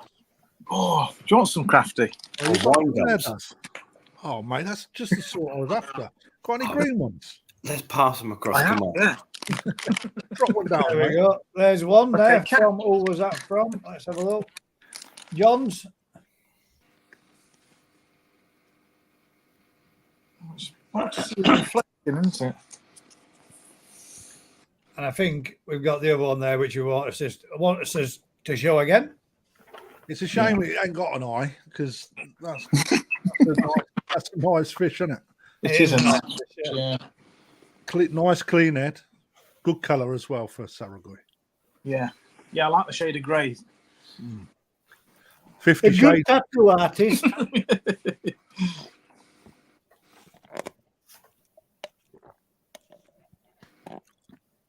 So that's that one. And I think somebody else said they'd sent in some more. Let's have a look here. Apparently, Ooh, Chisui. It's not bad, Chisui, mate. Go on, second. Nice. They're I've seen this on your Facebook yesterday, Gaz. No, it was on my page actually. UK coming. Mm. And that one's. I think that's the end of them. Hang about. We've got on there. Dean's selection of his fish in his Go pond. north, isn't it? That's Is that not enough, go north at the front? yeah, it is. That Oh, reverts back to our conversation, doesn't it? 54 cm. Oh, yeah, No I idea remember, what the hell when mine was that size. You said Dino said that. There we go. That might be it.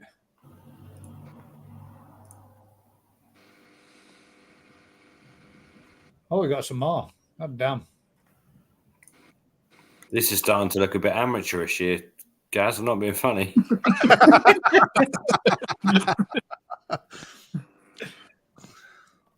There's Who's favourite?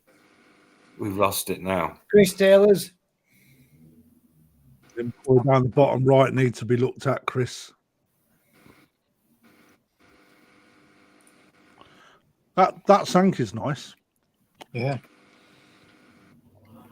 A fair few. There's a fair few I'm in there. biased, mate. I've seen that Sankey somewhere before. It's when he fucking robbed me blind for it. Has he been stealing from you, Crafty? He had a bag in his pocket, mate. Ah, see up Surrey. I think that first video before might have been the video that he had prior to him treating for a couple of parasite issues that he had. So that's furry muff, that. I've just unplugged this now. I don't know how. Dino said that Aaron had posted one. There we go. Dino's Sankey. Can you hear me still? Yes. Oh, that's weird. I've unplugged it. How the fuck's that work? Still working. What the fuck? A Chiba. That's mental, isn't it? So that's like one of the It's a red achiever. That is one eggy motherfucker, isn't it? It's fat. It's not fat. It's full of eggs, mate. You can't call a pregnant woman fat. You get your ass fucking can, mate. Right. Pregnant women look fat and pregnant at the same time. Not slim, is it? Nice aircrafter. I quite like that. I quite like that red achiever. I like the red achiever, yeah. It's Red different. achiever. Well, orange achiever. I'm going to call it a Not red really red, achiever. is it? It's like a Deutsch Kahaku, but brown. Yeah. What would you call it? I call it an orange achiever. It's nothing. It's nothing. To me, it means nothing. It's a lemon Arawaki that's gone orange. It's nice. Quite nice. Colour food. There's no amount of colour food you can put in to make that. I quite like that. Mate, Saki's works a fucking dream, mate. But 16, I know 17, Dino spends good money on his Tetra pom food. Does well. But that's full of eggs, mate. That's not fat. That's just You can tell that's full of eggs. Look full of at eggs. back there. It's egg bound. Egg bound. Don't start your laughing rabbit and Winding Dino up, lads. Come on. You know what I'm like. There we I go. like how Cheers, the Aaron. boys, he just called it a heavy fish. So, which one's taking the title for this evening? Not that we're having to pick a winner, but which would you go with if you had to pick your favourite? Oh, I forgot we was doing that. Yeah, can we run through them again, Gaz? Oh, God damn it. I'm only joking. For me, it's Has got to be, it has to be the first one, doesn't it? Because it was his daughter's fish picked by. fuck all that. It's the Shiro, mate. I was going to say the Shiro. I think your Shiro was the best one. Yeah, not the mine. big Shiro. Chagoy was nice. Shiro gets it for me. I don't think you can have a winner when it comes down to children's favourite choice that they bought for their granddad. Why not? But it's not about the backstory. Yes, About it what's is. in front of you. It's about the fish. Right, it's what's in front of you. You don't Well, win like George competitions Murdoch- just for partaking because you like someone. You My don't daughter, judge a book by its cover, do you? Nietzsche shower is in my dad's pond. I'll tell you what. The Well, Aoki Ginrin Goshki was nice as well. It was. If you weaken now, children will be putting fish in every week just to win. That's right. And Yeah. they can The win. amount of children And watching they this can win. in bed. It's Two not the kids, winning, you it's the can't- taking you can't part. split the But prize, we will mate. give the gift to a child. Yep. Prize, How how much prize money you doing, Crafty? They'll never learn, bruv. Bruv. They'll not learn, bruv. Bro, I'm they're saying, not bruv. learning from that though, are they? They're not, there's no disappointment in it. It's the taking part that counts. It is. Well, I'm going to tell you the one that I think's the best one in there. And that was that one from Vince. That is the nicest appealing fish. That can't be his favourite fish. He got it like 1 hour ago. Might not be his, but it's my favourite out of the lot that we've seen. It's a very nice pattern, but it needs Which a bit one? more volume. Who Vince's? Oh, yeah. I just like that. That's something different. That for me is different. Yeah. I'll tell you what. I'll settle the arguments right now. All right. Best ones in. The Ginrin Goshki takes it. Oh, yeah. The Ginrin Goshki is nice. For me, though, sorry, Aaron, but for me, too heavy a head pattern. Yeah, too much belly on the head. Yeah, I would agree. Can I have another look at it? You can. For me, Aaron, you got a better fish in your pond. What is he doing? Dino, just so you know, I love you, brother. There is it. I love the mop top on your hair, your cool hair. I love your squeaky accent. Crafty, have you got any of your fish left for the Sunday thingy? No, it's not this Sunday, is it? No, week Sunday. Yeah, we have. I'm trying to be there, man. I advertised them on Rick's channel yesterday for fun. Let's see if we can get it paused on a perfect, nice clear shot of it. What do you mean his channel? Has he got a channel? His YouTube channel, yeah. How do you advertise on his channel? I'll put it in the fucking comments. Wow. Right, there's nothing wrong with that, Gaz. It No, is. I didn't say there was anything wrong with it. For me, I would rather see this being a smaller section, that being a smaller section, and a bit more of a heavier pattern down the rear. That's just my choice. That's what I like. Aaron, can you put your Sankey on? Mint. It is mint. Yeah. No. I was saying it because you said it's got two. Did you say it hasn't got enough head pattern or it's too much? No, a heavy head pattern. It's I'd like front to have heavy. seen a break between the Oh, first. it's front heavy, right? Okay, I was looking at the head. Right, okay. But I do think it's a beautiful fish, and I would, if that was a pattern on the head, and then there was a break from the first dan, and then the second dans were a little bit more of a bigger set pattern, it would be more balanced. But that's just an opinion. It's Be more balanced. The fish is beautiful. Can't we sort that for him though, Gaz, with a Stanley knife and some lemon juice? Yeah. We could sort that. A Stanley knife. Yeah. Safety first. You don't want to cut It's yourself. from with a blade. Yorkshire. You don't want You none can of have that hammer and chisel. fancy stuff. You straight and get it sorted, get it done. But That side's better, isn't it? that's exactly that side. From that looking at it like that, that is beautiful. Perfect. Yeah, I'll take it back. I'll be all right.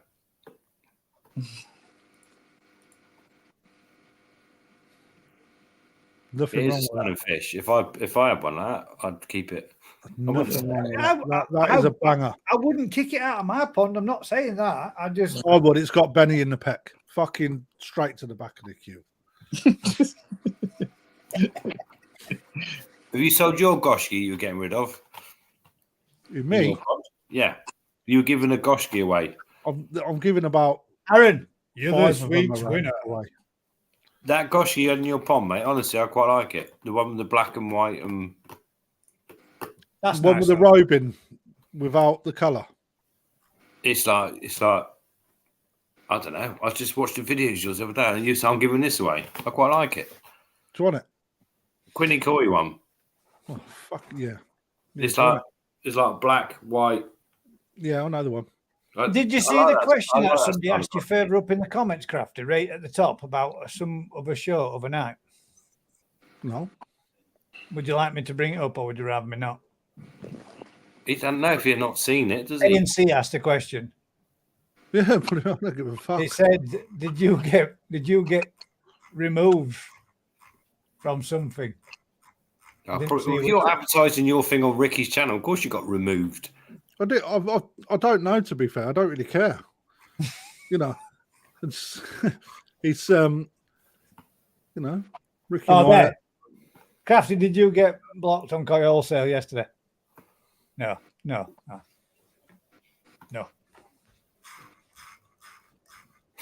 Yeah. I don't know, to be fair. I don't care. I'll put my piece on.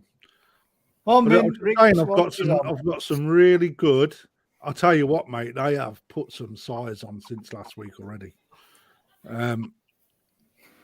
NND Shiro, right, for 175 quid. Anyone that takes part, they're going to get a discount on livestock. Got a golf course, got a cafe. Alan Tate's going. We're challenging Lee Hadfield, and it's all for cheaper than what Rick's doing is for. So I just thought I'd put it out there. So those people that don't want to go the avenue Rick's gone, which is $295, and he grows on to his establishment for a few months. If they ain't got 295, they may have 175, and they do it themselves. It was just an option, nothing more. Eric says I never showed it. Is it on Facebook, Eric? Bloody hell.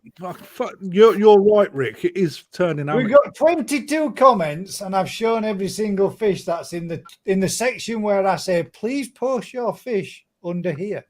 If you didn't, which one was it? Because that's been on. Aaron's putting, no, you can't, Aaron, you can't have two winning fish. He can if he shows that Sankey. It's nice. All right. Well, that is a nice fish, so we will show this one. Was it one of yours, Rick? I don't know, actually. You might show a different one. And that'd be really bad. Oh, yeah, that'd do. That's it. That's the one. Right, so where's this other fish? So that's the one from Aaron. That's not for me. Eric, where did you post it, mate? You said you posted it in Facebook.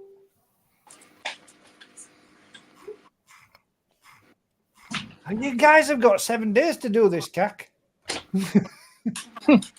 Every day, every week, it's the same thing. And then I get accused of being... Rick, are you coming or what? Yeah, I'm trying to be there, mate. How hard are you trying? He is coming. What's preventing you from getting there, Rick? Crafty, do what's called a family and earache and I've got a golf course. Yeah. Bring the family with you. Unless it says booze and I'm driving, that's the problem. Well, just don't get pissed. You'll be fine. Or get pissed and drive. It depends how well you drive. I'm on my way, mate. That's every fish that's been posted. We didn't see half of them, mate. We didn't see these. We didn't see these. Yeah. No, these are just. I'm going through every fish that's been posted on the channel. These are going back 7th of April. So, none of them. Mara, come on. I'm in all day tomorrow, mate. I was, yes. I posted it, yes. 54 cm video. Would you like me to deliver it, Marek? In hospital. You started it earlier. I started playing it earlier. Aaron, stop it.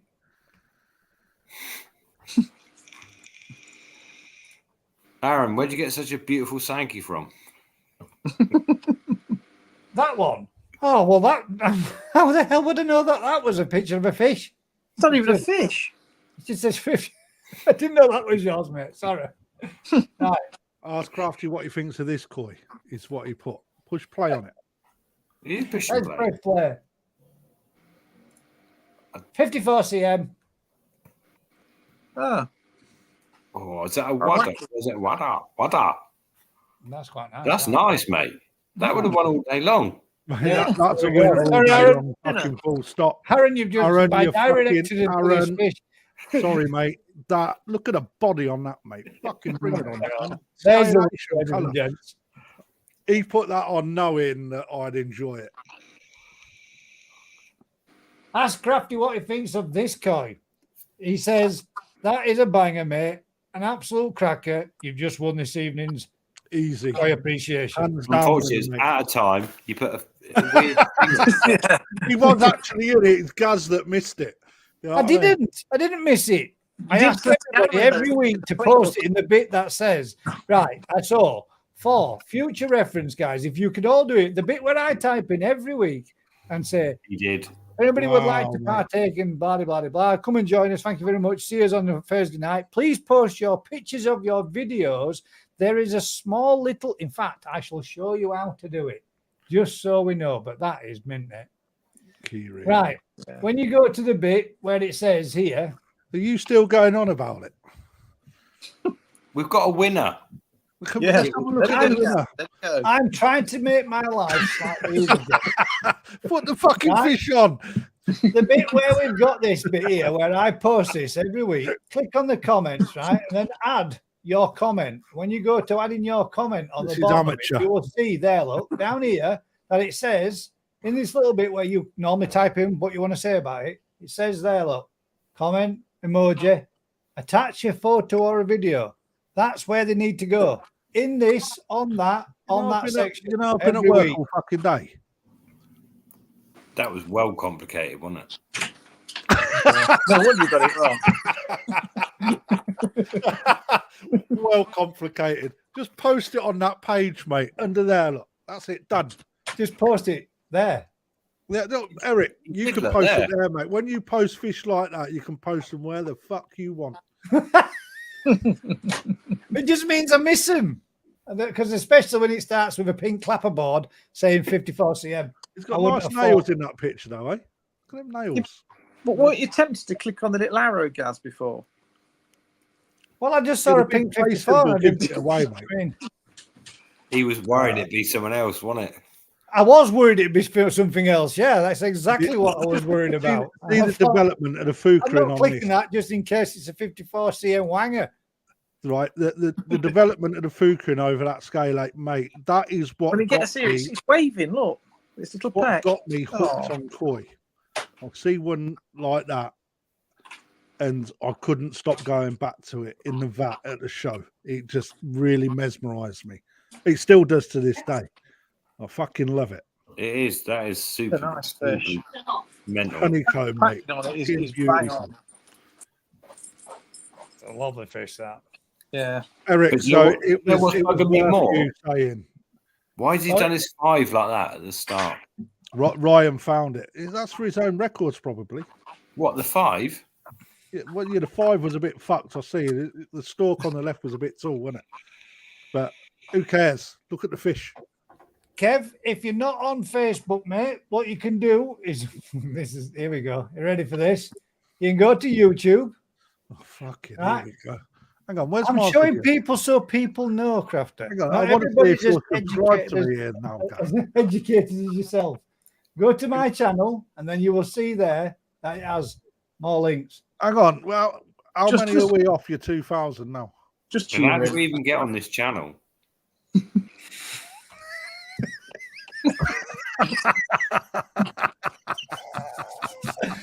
Oh, God damn it. Click on the links there, and you'll see there that my email address is there at the bottom. There, sorry. I didn't know that. That's pretty amazing, isn't it? Hang on. I want to see if you're subscribed to my channel now. I am subscribed to your channel. Yes. I want to see. Oh, there you go. Bloody show you. I've got you, bruv. It's there, look. You've gone past it. See? Told you.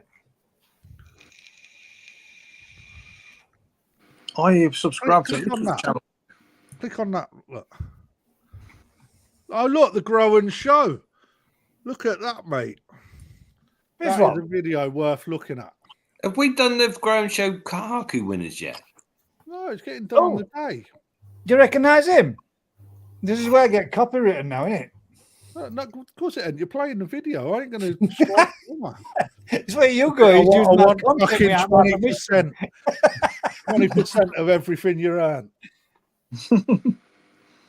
He looks like you. Good looking fella, mate. His He's got slightly more hair, though. Yeah. I've got more hair now. Look, have you seen it? Look at that. There is some beautiful fish in this. Mate, they're better now. I'm saying no. God damn, there I are nearly slipped tickets up. still available, guys. Perfect Aquatics website. Go on to Japanese Koi Events 175. I'm happy to pay on the day. If you want to pay on the day, all you need to do is just ring up and I'll reserve you a ticket. You reserved me one, aren't you, Crafty? I'll pay I on the have, day. mate, yeah. Cool, thanks. Guys, they look so much better now. Honest to God.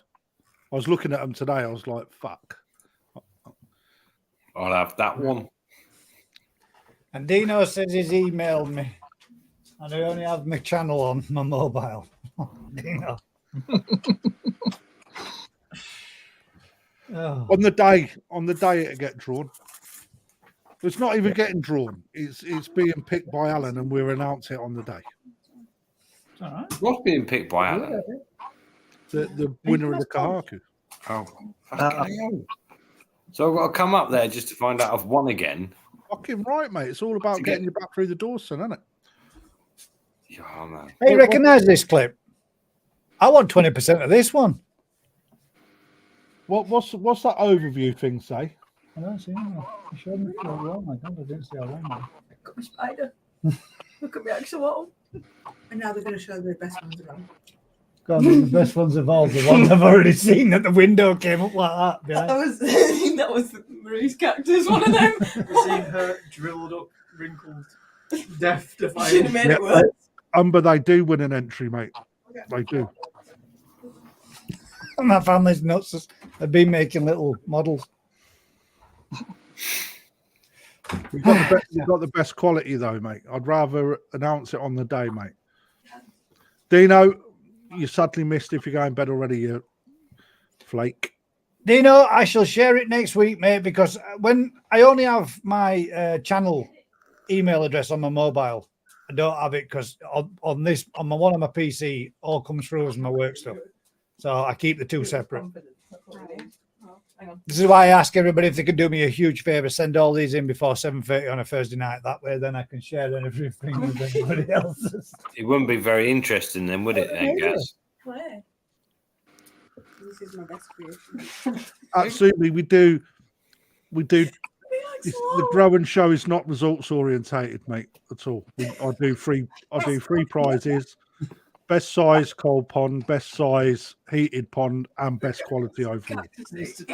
Aren't we doing groups as well, man? Yeah, I'm doing the same again for this. But in fact, there's 4 prizes on this one. On the Shiro, so Fujio from NND is actually judging best quality from him directly. Alan Tate's doing one as well. And then we're doing best growth. That's cool.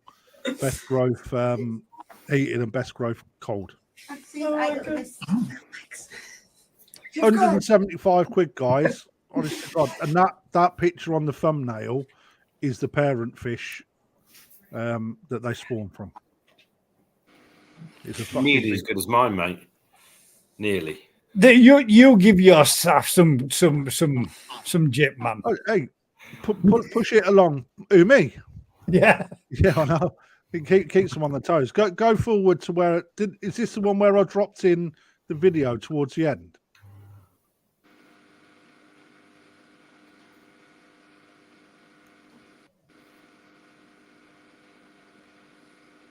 That bit. Yeah, it's just the video of NND. Keep going right. Keep going right. Oh yes, I think it is, mate. Yeah.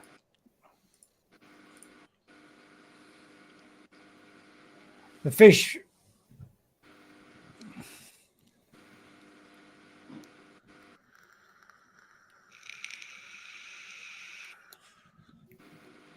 Not a bad put together video, that was it? Well, look, I don't really look at my own work after I've posted it because it does me head in. You look at it that fucking often when you're putting it all together. Yeah, it drives you mad, doesn't it, watching it back?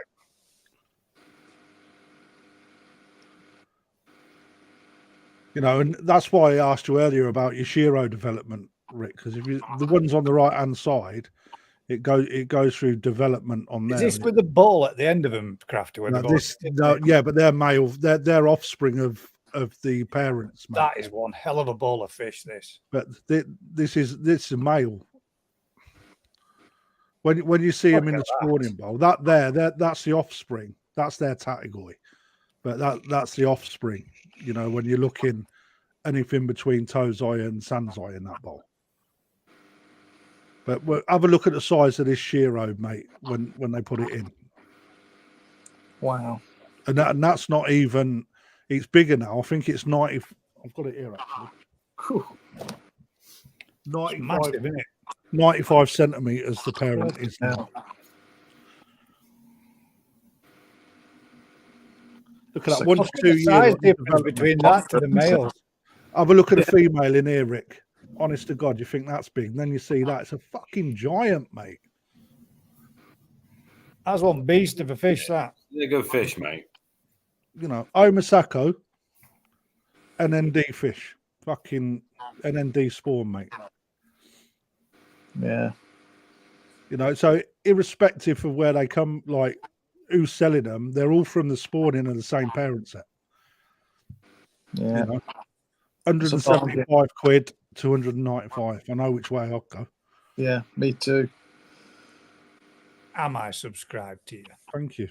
I'm looking forward to getting one. I'm only winding you up anyway. You knew it was. I subscribe to you, mate.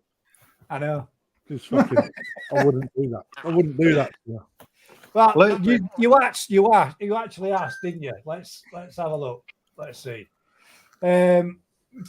For all those that are interested and all those that are actually wanting to take part or will be entered into that have entered or haven't already, if you go to one of my videos that says GKP 2K, then that is a chance for you guys to win a £200 fish and some GKP merch. And I am 80 subscribers shy.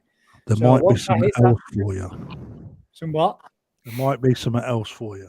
Some There elf. might be something else for us. Ryan.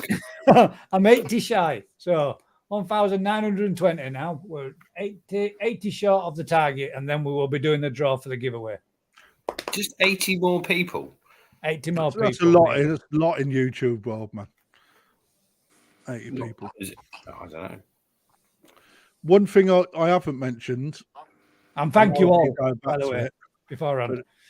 but we are challenging Lee Hadfield, and there will be a prize for anyone that I've got to speak to Lee. I think he said for anyone that beats him. Top shot. in size. I think that's what he said. But don't hold me to it. Someone I just got that well wrong. Anyone that beats Lee. In the growing show. All right. Just not Lee's, generally, just beats. Lee's having two koi that are being selected by Alan Tate on the day. Alan Tate is also taking part. He should go last. And I am also taking part. Oh, yeah, you having a go as well? You grew up I'm now. having a go as Sweet. well, That's mate, yeah. nice. So we all get to see what's what. So do you have to beat in my both own of these pond? fish, In then? my own pond. So Yeah. Say that Yeah. again, Dad. Do you have to beat both of Lee's fish then? No, Okay. no. So no. He's the only reason he's having two is more of an insurance in case one dies, so he can carry it on. So that hopefully both of them don't die. That's great. Can't we all have two then? You can pay for two, mate, if you want. No, If you're not there, Rick, I'm going to be pissed. no, mate. I'm trying to be there. Alan Tate will be pissed as well. He's looking forward to all of us getting together. Stroking my white hair. I'm like a bit. How of a will the fish be drawn? So basically, raffle. So everyone gets a number. Ball got gets that ball dropped. thing. Ball gets dropped, but we're not measuring on the day. Now these are all being photographed on Wednesday next week. So I'm getting them as close to the event as I can. I've got to give myself a few days admin time to get all the certificates put together, etc.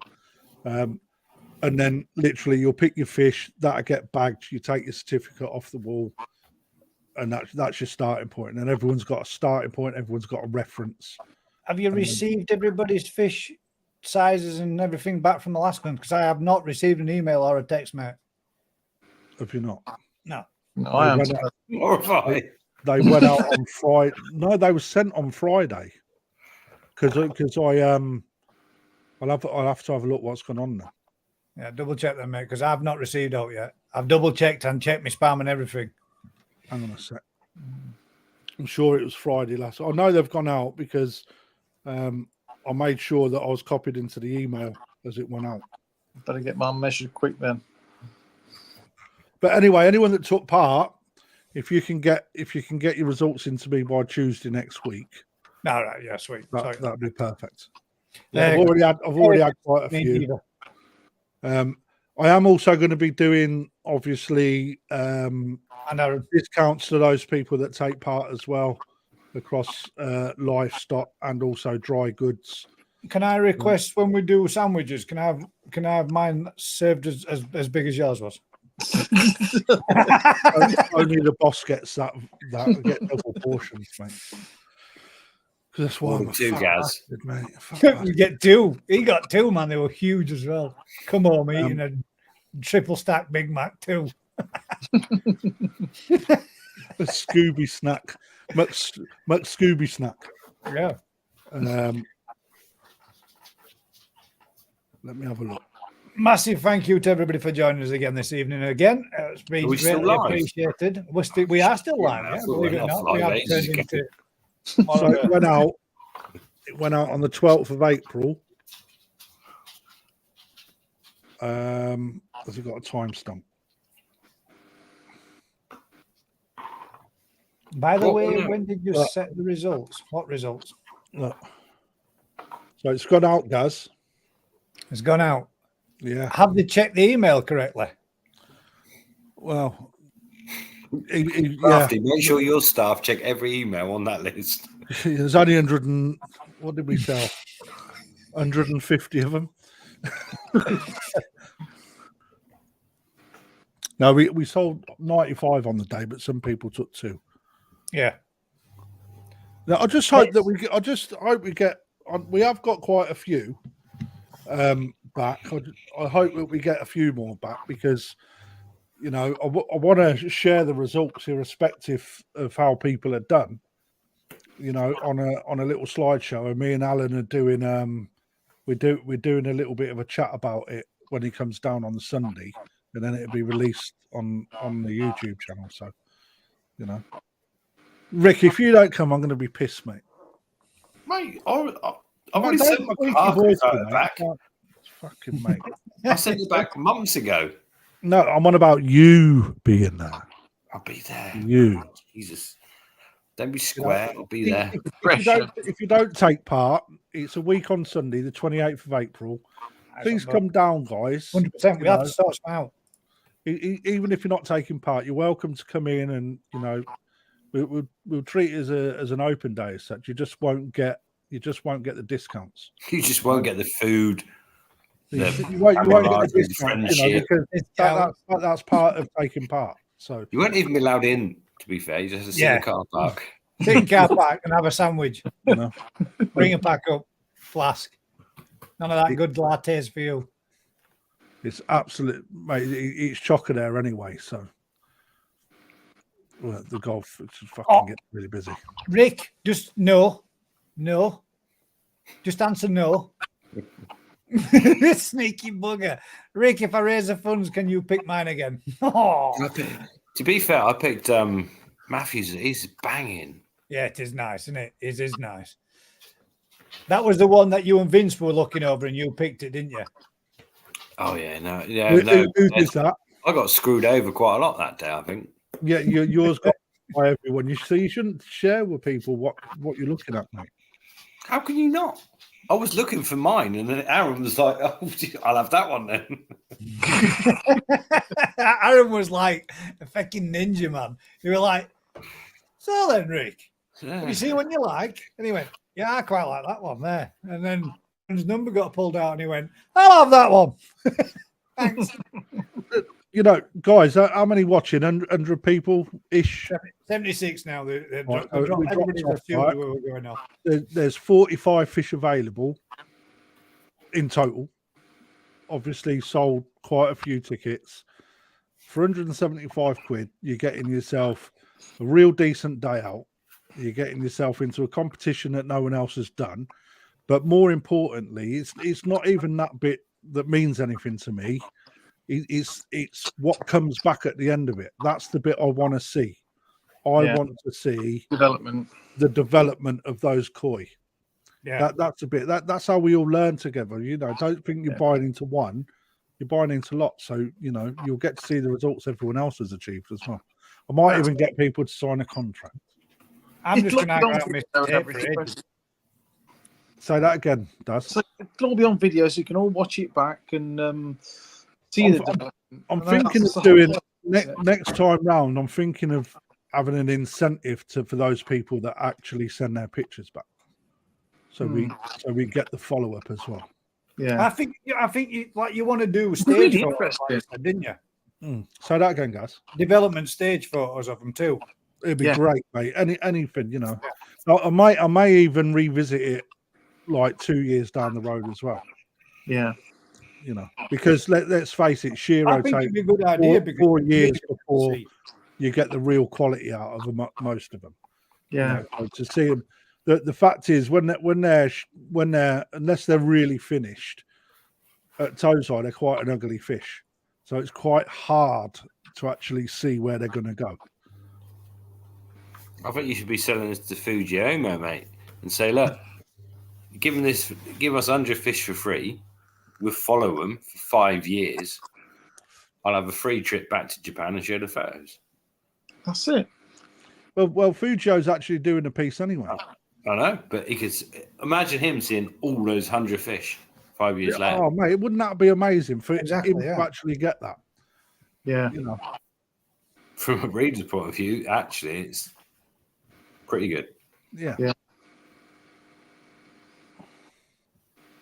So yeah, I'm going to be. Oh, I'm pretty much 60-40.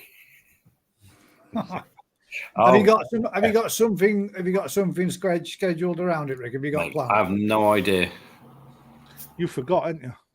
Of course, I haven't forgot. We'll see you then. We'll swing by, pick you up. What day is it on, Craft? Is it on the Sunday? Yeah. What day is it on? It's Sunday the 28th. Right, so last time I've done the growing show on a Saturday, and I had a lot of people moan that they had to work and they couldn't take part. Personally, so I moved it to the Sunday. I was just checking. I told the wife the right day. Eric, you may find me at the Scottish Koi Show anyway, mate. Scottish Koi Show. Jesus. The Scottish Koi Show does. There's a road trip. Yeah, there it is, isn't it? It's closer than coming to see me for you, lot, isn't it? It is. Might have to. Might have to get in touch with Eric and find out about that, mate, and come and have another. Yeah. Right. So yeah, guys, even if you want to take part and you're happy for someone to choose a fish on your behalf, then you can still enter and I'll post up. It just costs you £25 delivery fee. And that's not my fee, that is the courier fee. Right, so those people that charge 30 quid, they earn money off of your delivery. I don't. That's harsh. It's 25 quid. Hang on. Yeah, it's harsh, mate, but it's fucking reality. I'm saying that I don't shave any extra profit out of things like that. I refuse to do it. I was your side of the fence once, right? So it's that's what my mantra has been in the shop. Better quality fish at a lower price, right? The boss sometimes squirms in his chair when he knows what I'm doing, but I'm doing it for a reason. Are you use an APC? Say that again. You use an APC? Here he is. No. There he is. Oh, right, there we go. I got to put with Crafty at the Scottish Show. You might have to put it with us, very fraff as well, Alan. I use yeah. Alan, you fucking know full well I'm coming to the Scottish Show, you punk. It's only up the road from you guys. Take it back, I use DX. Yeah. I've got APC as well, but I find DX are better. They handle better. All right, I'm just checking. To be there or be square. And on that note, You cricket bat. Are we shutting this shit down? We shut down We are. ages ago, man. You did. We're actually still live to 78 people. Where's Paul I Hutchinson? have Where's no Paul idea. Hutchinson? Paul Hutchinson. Whereabouts you from, mate? I know your name. I've seen your name loads, but I don't know Paul? whereabouts you are in You've the seen world. If you Paul? live too far away, can you still enter Crafty? Which is yes, but a £25 delivery charge. Please do. You know, it's all about the end result, not anything else. Are we shutting this down? No, Well, we're fucking shutting nothing down, son. You're You're the not- stuff. You fucking sit there and you are told when to knock off. He's a bit trigger happy tonight. Fucking, I tell you, these fucking half I've got a shandies. dodgy connection. You're breaking up. And I tell you what, though, guys, in this last 12 months, we're probably about there, aren't we now? Rick has mastered the art of leaving the live. Yes, He goes like this, guy. He goes like this. Right, you're boring me now, so I'm going. See ya. Poof, gone. And he's done one. As quick as he Like does a that. magic trick. Mastered it now. It's taken First, me no, a long Oh, I time. know first. I used to live in Beverley, mate, not far from you. Beverley, that's up in Hull. Hull. There's no H in Hull. It's Oh, nice, lovely. It is. There is when you don't live there. No, and Hull. That's how they speak it there. I No. like it up there. Nice. Yeah, It is. Beverley's all right. Lovely places first. Yeah. Beverley's nice. Right then, ladies and gents. Hull's a Thank little you bit- all. Thank you all for joining us this evening. Usual thing, guys, if you've been enjoying this kind of content, do us a huge favor. Like, share, subscribe. Tell a friend. Even subscribe, maybe. And we might be able to get this 2,000k draw done sooner than later.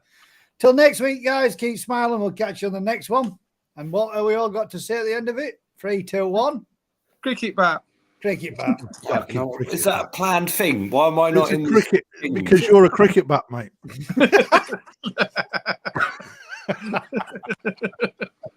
A fucking full-on wooden